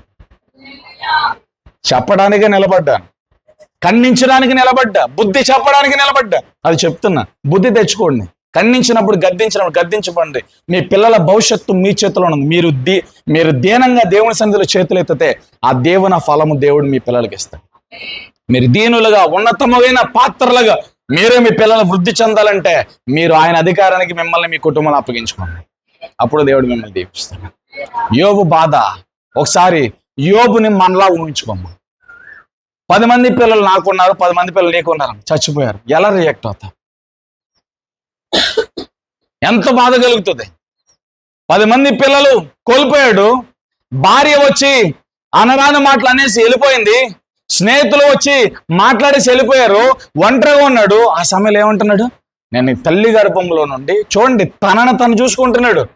దేవుని వైపు చూడలేదక్క, తన వైపు తను చూసి, నేను అయ్యా తల్లి గర్భంలో దిగంబడి వచ్చాను, దిగంబడిగానే పోతా. నేను వచ్చినప్పుడు నాకు భార్య లేదు, నేను వచ్చినప్పుడు నాకు పిల్లలు లేరు, నేను వచ్చినప్పుడు నేను అనుభవించడానికి లగ్జరీ ఈవులు లేవు, ఆశీర్వాదాలు లేవు, దీవెనలు లేవు. నేను నా తల్లి గర్భంలో దిగంబడిగా వచ్చాను. నాకు ఇచ్చిన తోడు నా భార్య నువ్వు ఇచ్చిందే, నువ్వు తీసేసుకున్నావు. హల్లెలూయా. నేను దిగంబడికి వచ్చాను, ఆలోచన చేయాలి, ఎవరప్ప ఆలోచన చేయాలి. నాకు వచ్చిన తోడు భార్య కావచ్చు, భర్త కావచ్చు, నువ్వు ఇచ్చిందే. తర్వాత పుట్టిన 10 మంది పిల్లలు కూడా నువ్వు ఇచ్చిందే. ఇచ్చిన భార్యను తీసేసుకున్నావు, పిల్లలు తీసేసుకున్నావు. నేను అనుభవించడానికి నేను పొందుకున్న ఎకరాల భూములు, మందలు, గొర్రెలు, ఒంటెలు, ఎద్దులు అన్ని నువ్వు ఇచ్చినాయే. యెహోవా ఇచ్చును, యెహోవా తీసుకున్నావు. న్యాయమే కదా. నేను ఆయన ఎందుకు అనాలి? ఈరోజు నువ్వు ఆలోచన ఉద్యోగం ఏదైనా పోయిందనుకో, దేవుడు నాకేం చేయలే, నువ్వు కష్టపడి సంపాదించే ఉద్యోగం దేవుడు నీకు ఇచ్చింది. అది పోయినప్పుడు దేవుడిని స్తుతిస్తే దానికంటే ఉన్నతమైన ఉద్యోగం దేవుడు నీకు ఇస్తాడు. ఆ చిన్న ఉద్యోగాన్ని దేవుడు ఎందుకు తీసాడని పెద్ద ఉద్యోగం ఇవ్వడానికి. హల్లెలూయా, హల్లెలూయా. అలా ఎందుకు ఆలోచించావు? అందుకే నీ భక్తి నీకు ధైర్యాన్ని పుట్టించడంలా. అందుకే నీ ప్రవర్తన నిరీక్షణకు ఆధారం కావట్లా. నీ ప్రవర్తన నిరీక్షణకు ఆధారం కావాలి. నీ ప్రవర్తన నిరీక్షణకు ఆధారం కావాలంటే నీకు సత్ప్రవర్తన కావాలి, మంచి ప్రవర్తన ఉండాలి. మంచి నోరు ఊరికి ఇంటికి ఆశీర్వాదం తీసుకొస్తుంది, పేరు తీసుకొస్తుంది. చెడిపోయిన నోరు, బూతులాడే నోరు కంపు కొడుతుంది, అసహ్యం కలిగిస్తుంది. హల్లెలూయా. చేతులు చెప్పండి. కొంతమందితో మాట్లాడడానికి ముచ్చటేస్తుంది, కొంతమందితో మాట్లాడాలంటే చిరాకేస్తుంది. నీ ప్రవర్తనను బట్టి ఉంటది. హల్లెలూయా. దేవుడు మనల్ని ఓర్చుకుంటున్నాడు కాబట్టి సరిపోతున్నా, కానీ దేవుడు అతి తొందరలో న్యాయ తీర్పరగా అవునంటే అవును, కాదంటే కాదు, ఖచ్చితంగా ఖండితంగా ఆయన తీర్పు ఉంటుంది. ఆయన తీర్పు సత్యము, న్యాయం అన్నమాట. హల్లెలూయా. తీర్పరగా మారబోతున్నాడు. యోధా స్తుతి గోత్రపు సింహముగా ఆయన మారిపోతున్నాడు. ఇప్పటికి కూడా వధించబడిన గొర్రె పిల్లగానే ఉన్నాడు ఆయన. కృపలోనే ఉన్నాం ఇంకా. హల్లెలూయా. వధించబడిన గొర్రె పిల్ల అయిన ఆయన ముద్రలు విప్పిన తర్వాత, జరగాల్సిన జరిగిన తర్వాత ఆయన యోధా స్తుతి గోత్రపు సింహంగా మారుతాడు. ఆయన యోధా స్తుతి గోత్రపు సింహంగా మారిన తర్వాత నీ తీర్పు మారదేక, క్షమాపణ ఉండదేక, నువ్వు జీవించిన విధానాన్ని బట్టి నీకు పనిష్మెంట్ దేవుడిస్తాడు. అల్లలే. కాబట్టి ఈ లోపు మనం సెట్ అయిపోతే మంచిది. ఆమేన్. చూడండి, యోబు ఎంత మెచ్యూర్గా ఆలోచించాడో. ప్రభువా, తల్లి గర్భంలో నేను దిగంబడిగా వచ్చా అంటే నూనె పోగు లేకుండా ఒక మాంసపు ముద్దగా, ఇంత ముద్దగా, చిన్న కాళ్ళు చేతులతో, చిన్న అవయవాలతో నేను వచ్చా. అలా వచ్చినప్పుడు ఎంత ఎత్తు, ఎంత మంచిగా పెరగడానికి నువ్వు ఇచ్చిన కృప. హల్లెలూయా. పెళ్లి వయసుకు వచ్చాను, నాకు తోడునిచ్చింది నువ్వే. పెళ్ళైన తర్వాత పిల్లలు ఇచ్చింది నువ్వే. నాకు ఫ్యామిలీ ఏర్పాటు చేయబడిన తర్వాత నేను చేసిన ప్రతి పనిని, నేను వేసిన ప్రతి విత్తనాన్ని ఫలింపజేసి, దాన్ని నీరు కట్టి ఫలింపజేసి నా నోటికి, నా చేతికి అందించింది నువ్వే. అంటే నేను పొందుకుంటున్న ఆహారము, దీవెన, ఆశీర్వాదం అన్ని నువ్వు ఇచ్చినాయే. ఇచ్చిన భార్య నువ్వు తీసుకున్నావు, ఇచ్చిన పిల్లలు నువ్వు తీసుకున్నావు, ఇచ్చినవన్నీ నువ్వు తీసుకున్నావు. నేను అవన్నీ నేను నిందించడానికి? నువ్వు ఇచ్చావు, నువ్వు తీసుకున్నావు. నేను అవన్నీ ప్రభు నిందించడానికి? నువ్వు ఉంచితే నా దగ్గర ఉంటే నువ్వు తీసుకుంటే నీ దగ్గర నువ్వు తీసుకుంటావు. వాటి అన్నిటికీ యజమానుడు నువ్వే. నువ్వు ఇచ్చావు, నువ్వు తీసుకున్నది నీ ఇష్టం. నిన్ను అంతగా నేనవన్నే నీకు స్తుతి కలుగును గాక అన్నాడు. ఎంత మెచ్యూర్గా మాట్లాడాడు. ఇలా మనకుంటుందా? తల్లిదండ్రులు కూడా కాలుతో తన్ని, ఆస్తులు పాస్తులు లాక్కునే కొడుకులు, ఆస్తులు పాస్తులు లాక్కుని తల్లిదండ్రుల్ని ఓల్డేజ్ హోమ్లో వదిలిపెట్టే కొడుకులు లేరా? వాళ్ళ క్రైస్తవులు లేరా? క్రైస్తవుల్లో చాలా మంది ఉన్నారు. హల్లెలూయా. ప్రైజ్ లార్డ్ చెప్పండి. దేవుడు ముదిమ వచ్చే వరకు నేను ఎత్తుకునేవాడు నేనే, చంకబెట్టువాడు నేనే అంటున్నాడు దేవుడు. లోకాలని తల్లి విడిచినా, కొడుకు విడిచినా, కూతురు విడిచినా, కట్టుకున్నవాడు విడిచినా, కట్టుకున్నది విడిచినా, నేను మరవలా, నేను విడిచిపెట్టలా. హల్లెలూయా. ఎంత గొప్ప వాత్సల్యత దేవుడు మనమే చూపుతున్నాడని. యోబు ఎంత మెచ్యూరిటీ, యోబు గురించి ఎంత మాట్లాడినా తక్కువేనండి. అంత విశ్వాసమా? ఏదో మామూలిషమా? 10 మంది పిల్లలు చచ్చిపోయారంటే మామూలిషమా? హల్లెలూయా. ఒకడు ఫోన్ చేశాడు, అన్న నాకు విరోచనాలు నేను రావడం కుదరదన్నా అన్నాడు. హల్లెలూయా. విరోచనాలు ఏంటి రావడం కుదరకపోయిన అక్కడ రాకపోతే ఎక్కడికైనా రారా, వచ్చే ఇబ్బంది ఏం లేదు. హల్లెలూయా, ప్రైజ్ లార్డ్ చెప్పండి. చల్లారిపోయినోడు, దేవుణ్ణి ప్రేమించలేని వాళ్ళు, మానేయాలనే ఆలోచన ఉన్నవాళ్ళు, వాక్యం ముందు కూర్చొని దాన్ని అంగీకరించలేని వాళ్ళు, వాక్యాన్ని అర్థం చేసుకోలేని వాళ్ళు, వాక్యాన్ని తీసుకోలేని వాళ్ళు, సావుకుడు కన్నుల ముందు కన్నులు పెట్టి వాక్యం వినలేని వాళ్ళు దేవుని సన్నిధిలో నిలబడినారు. ఇంకా బాగా చెప్పాలంటే అపవిత్రులు దేవుని సన్నిధిలో నిలబడినారు. మీరు ఎలా పాస్టర్ గారు అపవిత్రులను మీరు ఎలా తీర్పు తీర్చేస్తా? నేను తీర్పు తీర్చట్లను, ఉన్న వాక్యం చెప్తున్నా. ఆయన ప్రభావము, ఆయన మహిమ అపవిత్రులు నిలబడలేరు. అపవిత్రులు ఆయన సన్నిధిలో నిలబడలేరు. నటించే వాళ్ళు ఆయన సన్నిధిలో నిలబడలేరు. ఒకవేళ నిలబడినా వారేం పొందుకోలేరు. నేను తీర్పు తెచ్చట్లా, ఉన్న వాక్యం చెప్తున్నా. లోకాసు వార్త 24వ అధ్యాయం మీరు ఇంటికల్లా చదువుకోండి, 11వ అధ్యాయం ఇంటికల్లా చదువుకోండి. ఇప్పుడైన తర్వాత హల్లెలూయా. శాస్త్రులు పరిశీలి గురించి చదువుకోండి, యేసు ప్రభు చెప్పిన ఉపమానాలు చదువుకోండి. హల్లెలూయా. నువ్వు దేవుని ప్రేమిస్తే విరోచనాలు ఏంటి, కడుపు నొప్పి ఏంటి, అన్నీ కాలిపోతాయి. హల్లెలూయా. విరోచనాలు వచ్చినాయని, కడుపు నొప్పి వచ్చిందని, జబ్బు వచ్చిందని, వ్యాధి వచ్చిందని, పెన్షన్ ఖచ్చితంగా 1వ తారీఖు ఎత్తాడు. ఆ రోజు మానే, పెన్షన్ తీసుకోవడం మానే. విరోచనాలు వచ్చిన పెన్షన్ మానేతావా? మాట్లాడరేంటండి? మళ్ళీ దేవుణ్ణి ప్రేమించాను, నా చెవులో ఏదైనా క్యాలిఫ్లవర్ పెట్టచ్చుకొని దేవుని చెవులో నువ్వు నేను పెట్టలేమండి. హల్లెలూయా. తలంపు పుట్టక ముందే తలంపు ఎరిగాడు, ఆలోచన పుట్టక ముందు ఆలోచన ఎరిగాడు, నువ్వు మాట్లాడక ముందే నీ మాటలు ఎరిగాడు, నీ ప్రవర్తన నీకు తెలియక ముందే నీ ప్రవర్తన ఎరిగాడైనా. హల్లెలూయా. అన్నీ ఆయనకి తెలుసు. నేను చేసేది నువ్వు చేసేది అన్నీ ఆయనకి తెలుసు.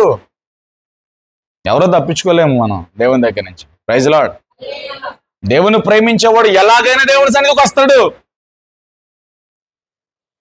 దేవుని ప్రేమించేవాడు ఎలాగైనా దేవుని కృపను పొందుతాడు. Hallelujah. Praise Lord. Praise Lord చెప్పండి. వర్షం వచ్చినా తడిసిపోతాడు కానీ దేవుని సన్నిధిని పోగొట్టుకోడు.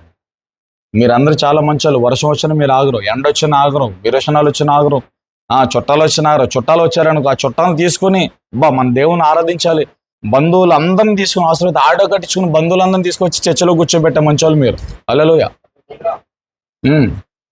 ఏదైనా ప్రాణం బాగోపోయినా, హెల్త్ బాగోపోయినా, విరోచనాలైనా వెంటనే పాస్టర్ గారు ఫోన్ చేసి, అయ్యా నా పరిస్థితి ఇది, నేను ఆదివారం ఎట్టి బస్సులు వచ్చేయాలని చెప్పి గుండు బాధేసేసుకుని ఏడ్చేసి ప్రార్థన చేసుకుని హీలింగ్ పొందేసుకుని చర్చకు వచ్చేసి దేవుని మీద ఆధారపడిపోయే మంచోళ్ళు మీరు.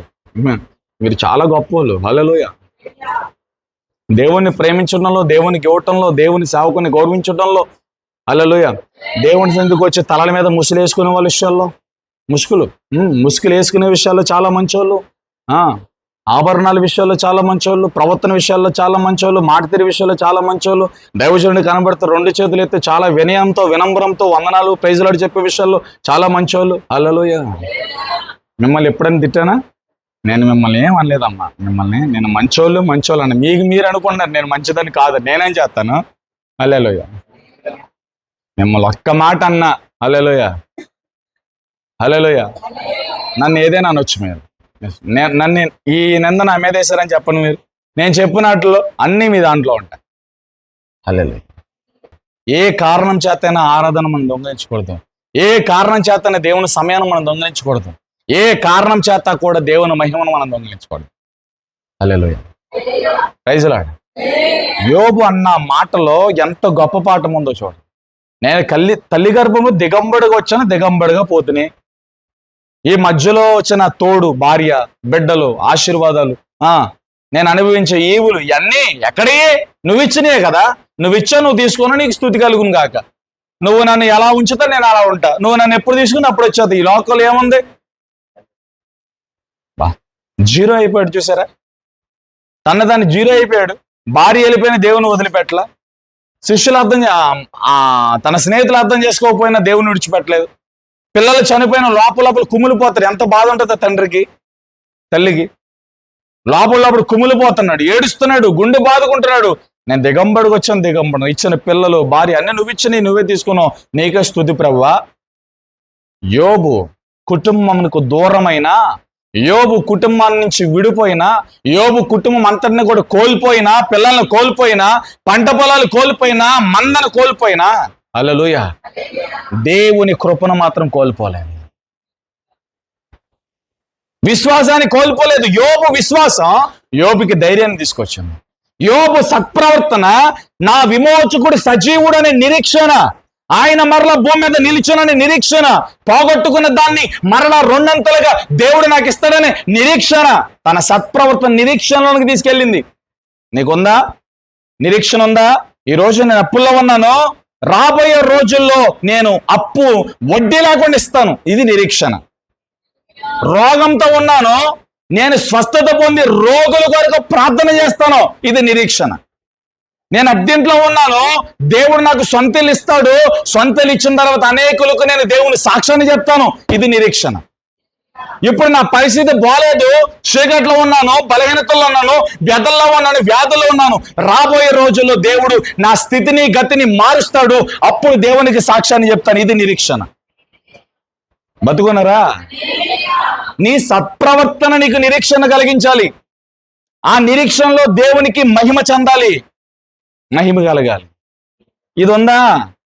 ఇక నా జీవితం ఎప్పుడు మారుతుంది? ఎన్ని రోజులు ఎలా భరించాలి? ఎన్ని రోజులు ఓర్చుకోవాలి? పట్టుమని గంట నువ్వు ప్రార్థన చేయవా? దేవుని సమయాన్ని దొంగిలిస్తావా? పరిచర్యలో నమ్మకంగా ఉండవా?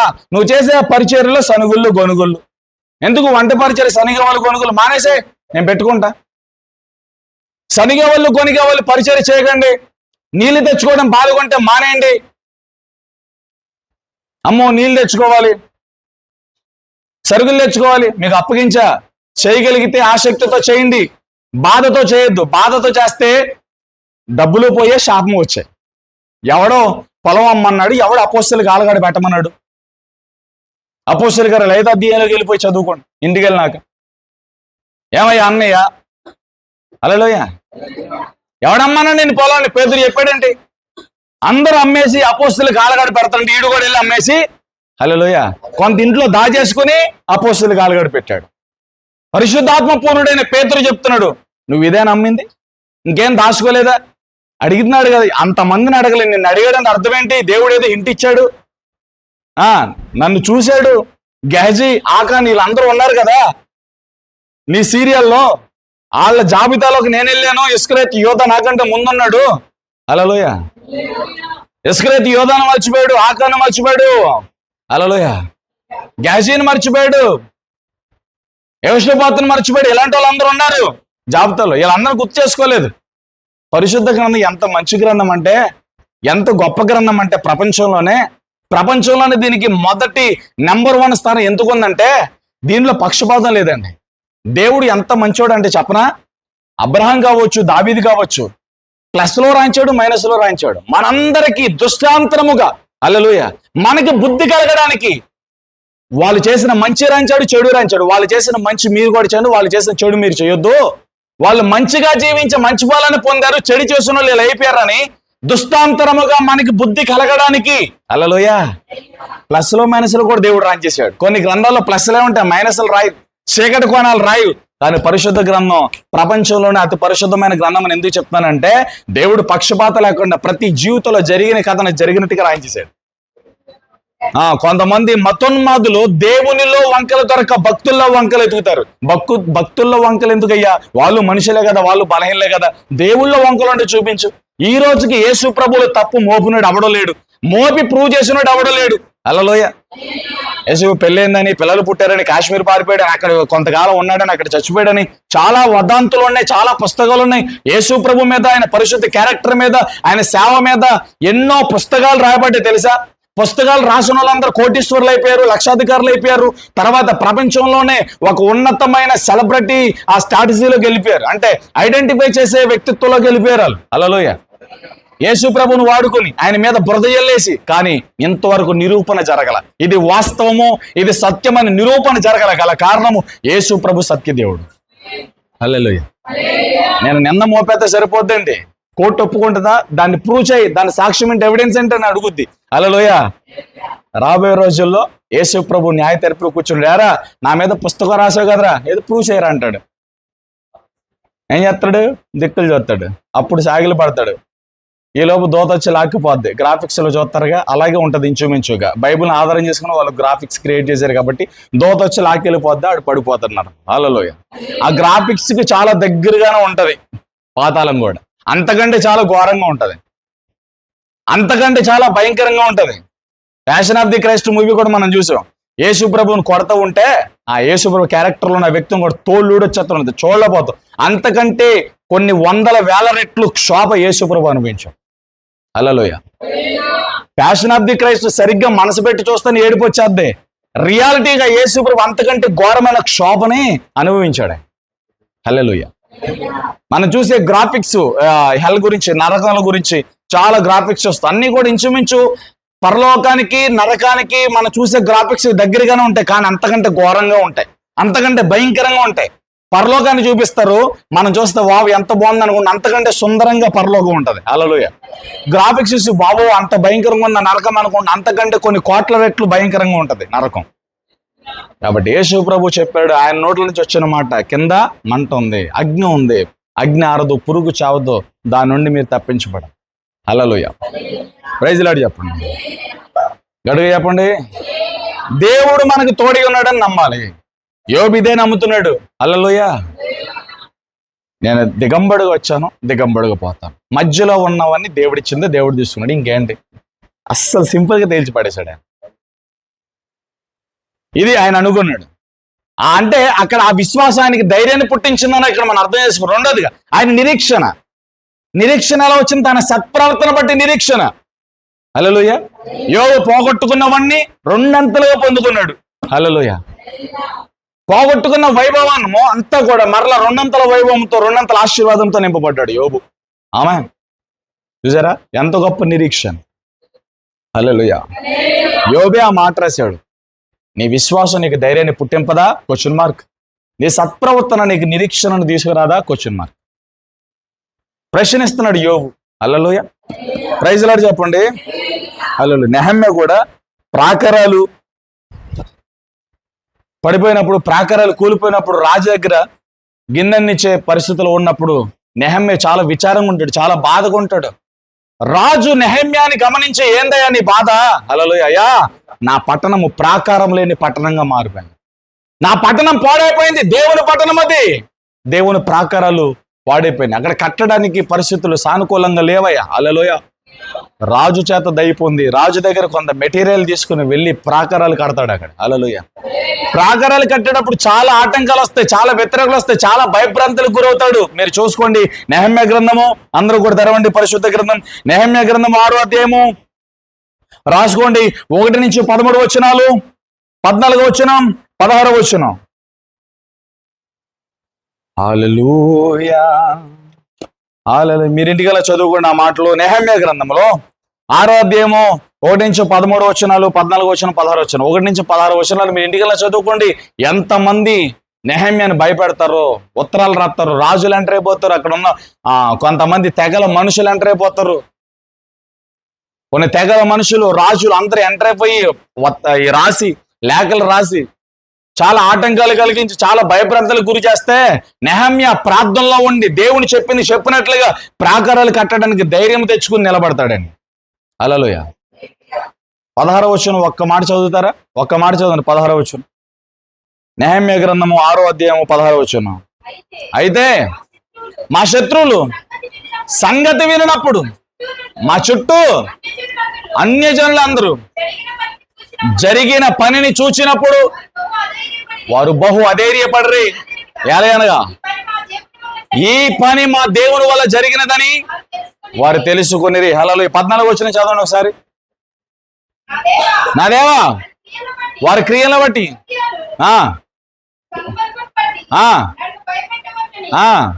అండర్లైన్ చేయండి, నన్ను భయపెట్టవాలనని. హల్లెలూయా. చేయలేదు తల్లి చెప్పండి. ఆ వచనాలు ఇంకా పై వచనాలు చూసుకుంటే నన్ను భయపెట్టాలని, నన్ను బాధ పెట్టాలని చాలా మాటలు రాస్తూ వస్తాడు నెహెమ్యా. తను అప్పగించిన పని, ప్రాకారాలు కోల్పోయిన పట్టణాన్ని ప్రాకారం కలిగిన పట్టణంగా కట్టడానికి ఎన్నో అభ్యంతరాలు, ఎన్నో ఆటంకాలు వచ్చినప్పటికీ నెహెమ్యా ధైర్యం కలిగి ప్రార్థన జీవితంతో, విశ్వాస జీవితంతో ధైర్యంగా ప్రాకారాలు కట్టుకున్నాడు. ఈరోజు నీ ఇంటికి ఉన్న ప్రాకారాలు పాడైపోయినాయి, నీ బిడ్డల ప్రాకారాలు పాడైపోయినాయి. నీ బిడ్డల ఎడ్యుకేషన్ విషయాల్లో, వాళ్ళ ప్రవర్తన విషయాల్లో. హల్లెలూయా. నీ భర్త మారు మనసు విషయాల్లో, నీ భర్త రక్షణ విషయాలు, నీ కుటుంబ రక్షణ విషయంలో, నీ కుటుంబ సాక్షి విషయాలు ఈజ్ అన్ఫిట్. హల్లెలూయా. నీ పిల్లలు సరిగ్గా చదవకపోయినా పట్టించుకో. నీ భర్తకి మారు మనసు రక్షణ లేకపోయినా తాగుతున్నా, తందనాలాడుతున్నా, కింద పడుతున్నా, మీద పడుతున్నా బాధ ఉండదు. ఏదైనా దానికి సంబంధించిన దానికి సూటబుల్ వాక్యం వచ్చినప్పుడు, దుఃఖం కలిగినప్పుడు, ఆ బాధ కలిగిన వర్తమానం వచ్చినప్పుడు మాత్రమే. మిగతా విషయాలు చాలా టేక్ ఇట్ ఈజీగా తీసుకుంటారు. భర్తల కోసం కన్నీరు లేదు ఈ రోజున కుటుంబాల్లో. పాడైపోతున్న ప్రాకారాలు, కుటుంబాన్ని జాగ్రత్తగా జ్ఞానంతో కట్టుకునే స్త్రీలు లేరు వాళ్ళ సంఘాల్లో. హల్లెలూయా. ప్రార్థనా పరులైన స్త్రీలు లేరు, భక్తి కలిగిన స్త్రీలు లేరు. ఆ రోజున తెక్కువ స్త్రీ భక్తి కలిగి ఊరికి పేరు తీసుకొచ్చి దావీదు కన్నులు తెరిచింది. దావీదు తప్పిదాన్ని తన ముందు చూపించింది. యావాబు చేత ఏర్పాటు చేయబడిన తెక్కువ స్త్రీ. హల్లెలూయా. ఈరోజు నీ భర్త కన్నులు తెరవబడుతున్నాయా నువ్వు మాట్లాడుతుంటే? నీ ప్రార్థన నీ భక్తిని మన్నించగలుగుతుందా? నీ ప్రార్థన నీ పిల్లల్లో పనిచేయగలుగుతుందా? నీ ప్రార్థన నీ భర్త ప్రవర్తనలో మార్పు తీసుకురాగలుగుతుందా? ప్రార్థన ఏ స్థితినైనా ఏ గతినైనా మార్చగలుగుతుంది. నీ భర్తలో చలనం లేదు, నీ పిల్లల్లో చలనం లేదంటే నువ్వు ప్రార్థనలో లేవని అర్థం. హల్లెలూయా. మంచి భవిష్యత్తు లేదండి, అప్పులు ఉన్నాయండి, రోగాలు ఉన్నాయి, వ్యాధులు ఉన్నాయి. మరెందుకు ప్రార్థించు? ఎందుకు దేవుని కృపను పొందాం? హల్లెలూయా. పాడైపోతున్న ప్రాకారాలు తిరిగి కట్టబడాలంటే ప్రార్థన యోధులు లేవాలి. హల్లెలూయా. రోషం, మన భక్తిలో రోషం పుట్టాలంటే ప్రార్థన. ఏలియా ప్రార్థన పడు కాబట్టి ఎంత మటుకు 2 తలంపుల మధ్య రండి చూసుకుంది, ఎంత కాన్ఫిడెంట్. అషరీ ప్రవక్తలు, బయలు ప్రవక్తలు, యెజబెలు, ఆహాబు రాజు అందరూ ఒక పక్క, ఏలియా ఒకడే ఒక పక్క. ఏలియా ధైర్యం ఏంటి? దేవుడు ఉన్నాడని ధైర్యం, దేవుడు నా ప్రార్థన వింటాడని ధైర్యం, ఆకాశం అగ్ని దేవుడు కుమ్మరిస్తాడని ధైర్యం. ఎక్కడ కూడా అనుమానం లేకుండా, భయపడకుండా, అవిశ్వాసం లేకుండా కాన్ఫిడెంట్ గా నిలబడ్డాడు. ఉదయం నుంచి సాయంత్రం వరకు బయలర్రా రక్తమును చిందించి, వస్త్రాలు చింపి, వారి శరీరాన్ని గాయపరుచుకుని, బయలను అశ్వరని రమ్మని వేడుకున్న, డప్పులు కొట్టిన. హల్లెలూయా. 4 గంటల వరకు ఏలియా చక్కగా లేచి, అప్పటిదాకా గాఢ నిద్రలోకి వెళ్ళిపోయాడు. గారు చక్కగా రెస్ట్ తీసుకున్నాడు, లేచాడు, కళ్ళు నలుపుకున్నాడు. అరే చాలే కానీ మీరు అందరూ పక్కెళ్ళని అన్నాడు. అది రాదు, మీరు పిలిచిన వాళ్ళు ఎవరు రారే కానీ బయలుదేరాదు అశ్వరు పక్కెళ్ళని. పక్కన రాజు చూస్తున్నాడు, ఆహాబు రాజు ఉన్నాడు, యెజబెల్ చూస్తుంది, రాణి గారు చూస్తున్నారు, ప్రవక్తలు అందరూ కూడా అక్కడ ఉన్నారు. హల్లెలూయా. ఒకడు 12 తునకలు కలిగిన బండరాలను తీసుకొచ్చి బేర్చి బలిపీఠం కట్టి ఎద్దును వధించి వాళ్ళు చేయలేని పని ఏలి చేశాడు. హల్లెలూయా. 4 తుట్టెల నీళ్లు ఆ మాంసం మీద పోయిస్తే మాంసం అంతా కూడా ఆ వాటర్ని అబ్జర్వ్ చేసుకుంది. ఆ కింద ఉన్న కట్టెలు, ఆ పుల్లల్లోనికి, బండల సందుల్లో నుంచి చుట్టూరు వాటర్ వచ్చి నిలిచిపోయినాయి అంట.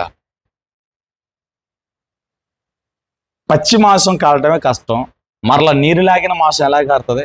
చేతులెత్తి దేవునికి ప్రార్థన చేస్తుంటే ఆకాశం నుంచి బలమైన అగ్ని దిగి వచ్చి ఏలియా బలిపీఠం దహించి వేస్తే ఆ వేడికి పక్కనున్న అషరీ బయలు ప్రవక్తలు రాజు దూరంగా పారిపోయారంట. అంత మిక్కాటమైన బలమైన వేడి దిగి వచ్చింది, అగ్ని దిగి వచ్చింది. వా, ఏలియాని కనపరిచాడు దేవుడు అగ్ని. ఒకవేళ అగ్ని దిగకపోతే దేవునామానికి అవమానకరం, ఏలియాని స్పాట్లో చంపేసేవాళ్ళు. అక్కడ ఏలియా చచ్చిపోయేవాడు బతికి బట్ట కట్టడానికి అవకాశం లేదు. అక్కడ నిలబడింది ఎవరి ముందో తెలుసా? ఆహాబు, యెజబెల్ రాజు. అప్పటికే మండిపోతున్నారు. యెహోవా ప్రవక్తలు దొరికినది చంపేమని ఆజ్ఞ. హల్లెలూయా. యెహోవా ప్రవక్తలు పారిపోయి దాక్కుంటున్న రోజులవి. ఏలియాని చంపేసేవాళ్ళు అంతే. కానీ దేవుడు తన సేవకుడు మాటను రూఢీపరిచి, ప్రార్థన అంగీకరించి ఆకాశం నుంచి అగ్ని కుమ్మరించాడు. ఏ రోజున ఆ ఏలియావు నువ్వే కావాలని రూటమ్మా షర్దారాల. ఆ ఏలియా ఆత్మ నీలోనికి రావాలని, ఆ ఏలియా ప్రార్థన జీవితం నీలోనికి రావాలని, ఆ ఏలియా పవర్, ఆ ఏలియా ప్రార్థన శక్తి నీలోనికి రావాలని దేవుడు కోరుకుంటున్నాడు. ఏది నీ విశ్వాసం? దైవజనుడి ఎడల నీ నమ్మకత్వం, దేవుని ఎడల నీ విశ్వాసం. హల్లెలూయా. యేసుప్రభువారు భూమి మీద ఉన్నంత వరకు ఆయన నేరుగా అద్భుతాలు చేశాడు. ఆయన పరలోకానికి ఆరోహణమైన తర్వాత ప్రతిదీ కూడా ఆయన అపోస్తలుల ద్వారా దేవుడు కార్యాలు జరిగించుకొని వచ్చాడు. ఇంకా గొప్ప మాట తెలుసా, నా యందు విశ్వాసం ఉంచినవాడు నాకంటే అధికమైన కార్యాలు దేవుడు జరిగిస్తాడు. హల్లెలూయా. అంటే తన సేవకుల ద్వారా, అందరి ద్వారా జరుగుతాయి. నేను చెప్తాను, నిజంగా పిలువబడి ఆత్మ ప్రత్యక్షతలో ముందుకెళ్లే దైవజనుల ద్వారా దేవుడు నేటికి అద్భుతాలు చేస్తాడు. అద్భుతాలు, స్వస్థతలు ఎప్పుడు ఆగవు. ఆయన వచ్చేంత వరకు కూడా భూమి మీద దేవుడు అద్భుతాలు, సూచకలు, మాత్కార్యాలు దేవుడు జరిగిస్తానే ఉంటాడు. ఈ ఒక విశ్వాసుల ద్వారానే, ఒక సేవకుల ద్వారానే కాదు, ఆయన యందు విశ్వాసం ఉంచి, నమ్మకం ఉంచి, పరిశుద్ధ జీవితం కలిగి ఆత్మ నడిపింపులు ఉన్న ప్రతి వ్యక్తి ద్వారా దేవుడు తన నామ మహిమ కొరకు, ఘనత కొరకు దేవుడు అనేక అద్భుతాలు దేవుడు జరిగిస్తాడు. హల్లెలూయా. Praise lord. నెహెమ్యా తన ఏర్పాటు చేసుకున్న పని, పాడైపోయిన ప్రాకారాలు, తన గ్రామాన్ని, తన పట్టణాన్ని కట్టడానికి ఒక బాధ్యత కలిగి, ఎన్నో సవాళ్ళు, ఎన్నో రాజులు, ఎన్నో ప్రతికూల పరిస్థితులు వచ్చినప్పుడు నెహెమ్యా తన జీవితంలో అనుకున్నది సాధించడానికి గల కారణం ప్రార్థన జీవితం. హల్లెలూయా. మీరు అధ్యాయం చదువుకుంటే, 6వ అధ్యాయం చదువుకుంటే, నెహెమ్యా గ్రంథం 6వ అధ్యాయం చదువుకుంటే మీకు చాలా విషయాలు దానిలో వచ్చేస్తాయి. వివరించడానికి నాకు సమయం లేదు. ప్రైజ్ లార్డ్ చెప్పండి. సంఖ్యాకాండంలో 13వ అధ్యాయం 30వ వచనం కనుక మనం చూస్తే, కాలేబు, యోధా గోత్రానికి సంబంధించిన యుప్నే కుమారుడైన కాలేబు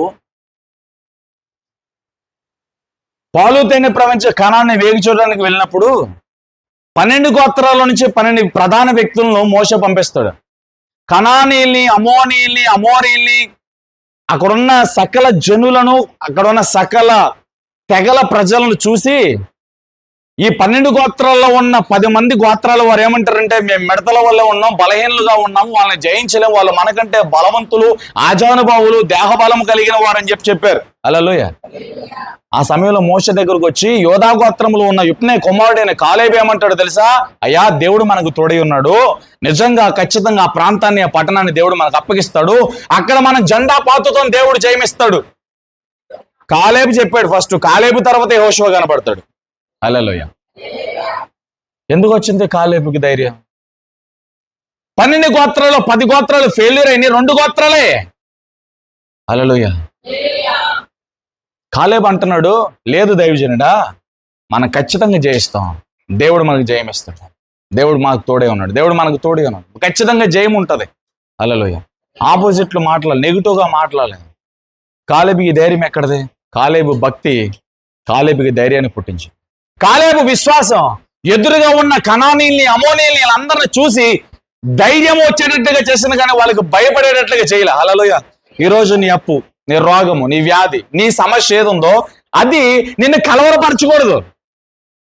ఆ అప్పు, ఆ బాధ, ఆ వ్యాధి, ఆ రోగము నీ సమాధానం దొంగిలించకూడదు. హల్లెలూయా. అది నేను ఒక డిప్రెషన్లోనికి తీసుకెళ్ళకూడదు. ఈరోజు సర్వేలో నేను ఒకటి చూశాను, జనాలు ఎక్కువగా చచ్చిపోవడానికి కారణం ఏంటి? 1, అతిగా తినటం. 2దిగా నిద్ర లేకపోవటం. హల్లెలూయా. 3వదిగా అధికమైన ఒత్తిడి. ఈ 3 ఆప్షన్. బాగా తినడం ద్వారా చచ్చిపోతున్నారా? హల్లెలూయా. లేకపోతే నిద్ర లేనందువల్ల చచ్చిపోతున్నారా? లేకపోతే పొల్యూట్ అయిన ఆహారాల వల్ల చచ్చిపోతున్నారా?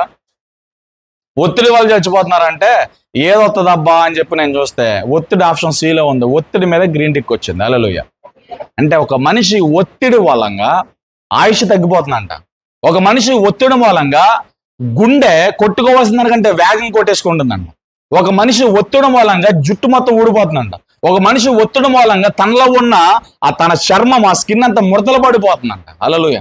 ఒక మనిషి ఒత్తిడి ఒక మనిషిని కృంగతీసి ఎక్కువ కాలం బ్రతకాల్సిన వ్యక్తిని తక్కువ కాలంలో చచ్చిపోయేటట్లుగా చేయటం, ఆకలి లేకుండా చేయటం, నిద్ర లేకుండా చేయటం. హల్లెలూయా. సమాధానం, నెమ్మది లేకుండా చేయటానికి కారణం ఈ ఒత్తిడే. ఈ ఒత్తిడిని బట్టే మనుషులు భయపడుతున్నారు. అందుకే దేవుడు అంటున్నాడు, భయపడొద్దు. మిమ్మల్ని గురించి, మీ చింతల గురించి, మీ ఒత్తుల గురించి ఆయన ఆలోచిస్తున్నాడు. మీ చింత యావత్తు ఆయన మీద వేయండి. ఈ ఒత్తిడిని జయించాలంటే ఒకటే ఆధారం, దేవుని మీద విశ్వాసం ఉంచడం, దేవుని మీద ఆధారపడటం, దేవుని నమ్ముకొని ఆయన కృప కొరకు కనిపెట్టుకోవడం ఒకటే ఆధారం. హల్లెలూయా. ఎవడైతే దేవుని నమ్మి దేవుని మీద ఆధారపడతాడో ఆ వ్యక్తి దేనికి చింత చెందడు. హల్లెలూయా. నెహెమ్యా తన బాధ్యతలో ఎలాంటి అపవాదులు మోపని, ఎలాంటి నిందలు వచ్చినా నెహెమ్యా తన బాధ్యత నెరవేర్చాడు. నెహెమ్యా 6వ అధ్యాయం ఇంటికల్లా చదువుకోండి. Praise lord. చెల్లిదలే చెప్పండి. అపోస్తలుల కార్యాల గ్రంథం 27వ అధ్యాయంలో 276 మందితో ఇటలీ వెళ్తున్న ఓడలో పౌలు గారు ఎక్కుతారు. ఇటలీ వెళ్తాడు.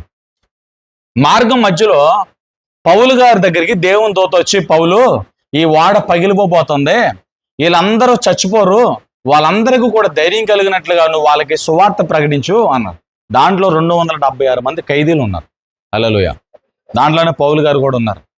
పౌలు గారు దేవుని దూత ద్వారా వచ్చిన వర్తమానాన్ని చెప్తాడు. అయ్యా, దేవుని దూత నా అద్దకు వచ్చింది, ఇంకా రాబోతున్న కొన్ని రోజుల్లో ఓడ పగిలిపోబోతుంది, కాబట్టి మీరు అందరూ జాగ్రత్తగా ఉండండి, సిద్ధపడండి, ధైర్యంగా ఉండండి, మీ ప్రాణాలకు నష్టమే లేదని చెప్తాడు. హల్లెలూయా.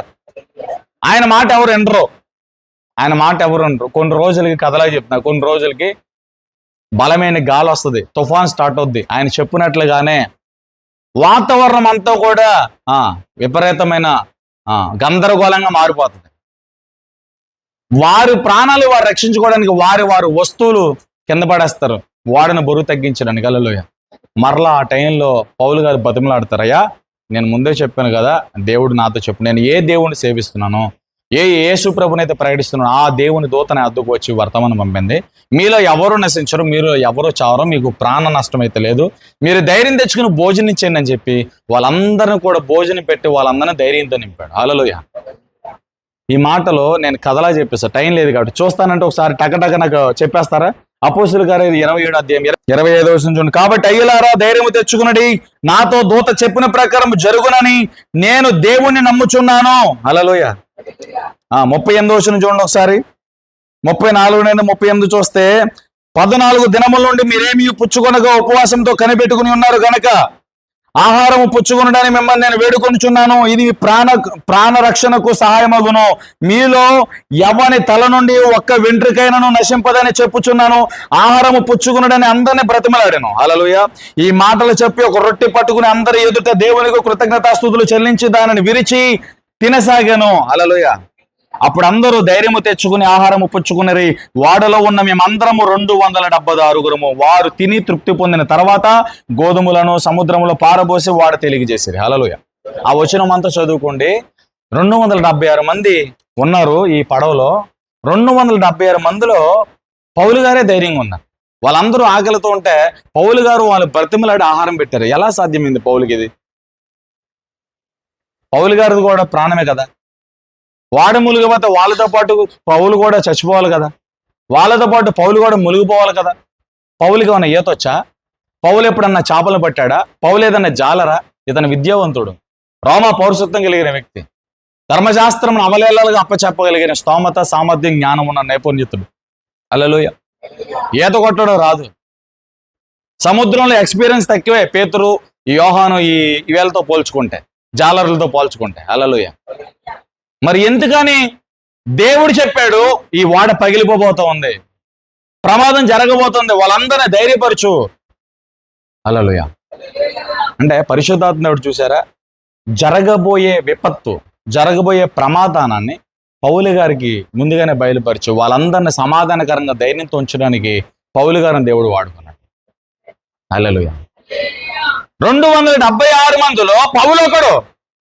పౌలు మాత్రమే ధైర్యంగా ఉన్నాడు, ధైర్యంగా ఉండమని వాళ్ళకి చెప్పాడు. వాళ్ళందరికీ ఆహారం పెట్టి వాళ్ళందరిని కూడా ప్రాణ రక్షణ కొరకు పాటుపడ్డాడు పౌలు గారు. హల్లెలూయా. ఈ ధైర్యం ఎక్కడి నుంచి వచ్చింది చెప్పండి? దేవునితో సావాసం. పౌలు దేవునితో సావాసం చేస్తున్నాడు. పౌలు దేవునికి ప్రార్థన చేస్తున్నాడు. పౌలు దేవుని నమ్ముకుని ఉన్నాడు. పౌలు దేవుని మీద ఆధారపడ్డాడు. పౌలు దేవుని కోసమే బ్రతుకుతున్నాడు. నువ్వు కూడా ఇలా బతికితే రాబోయే విపత్తులన్నీ కూడా దేవుడు మనకు బయలుపరుస్తాడు.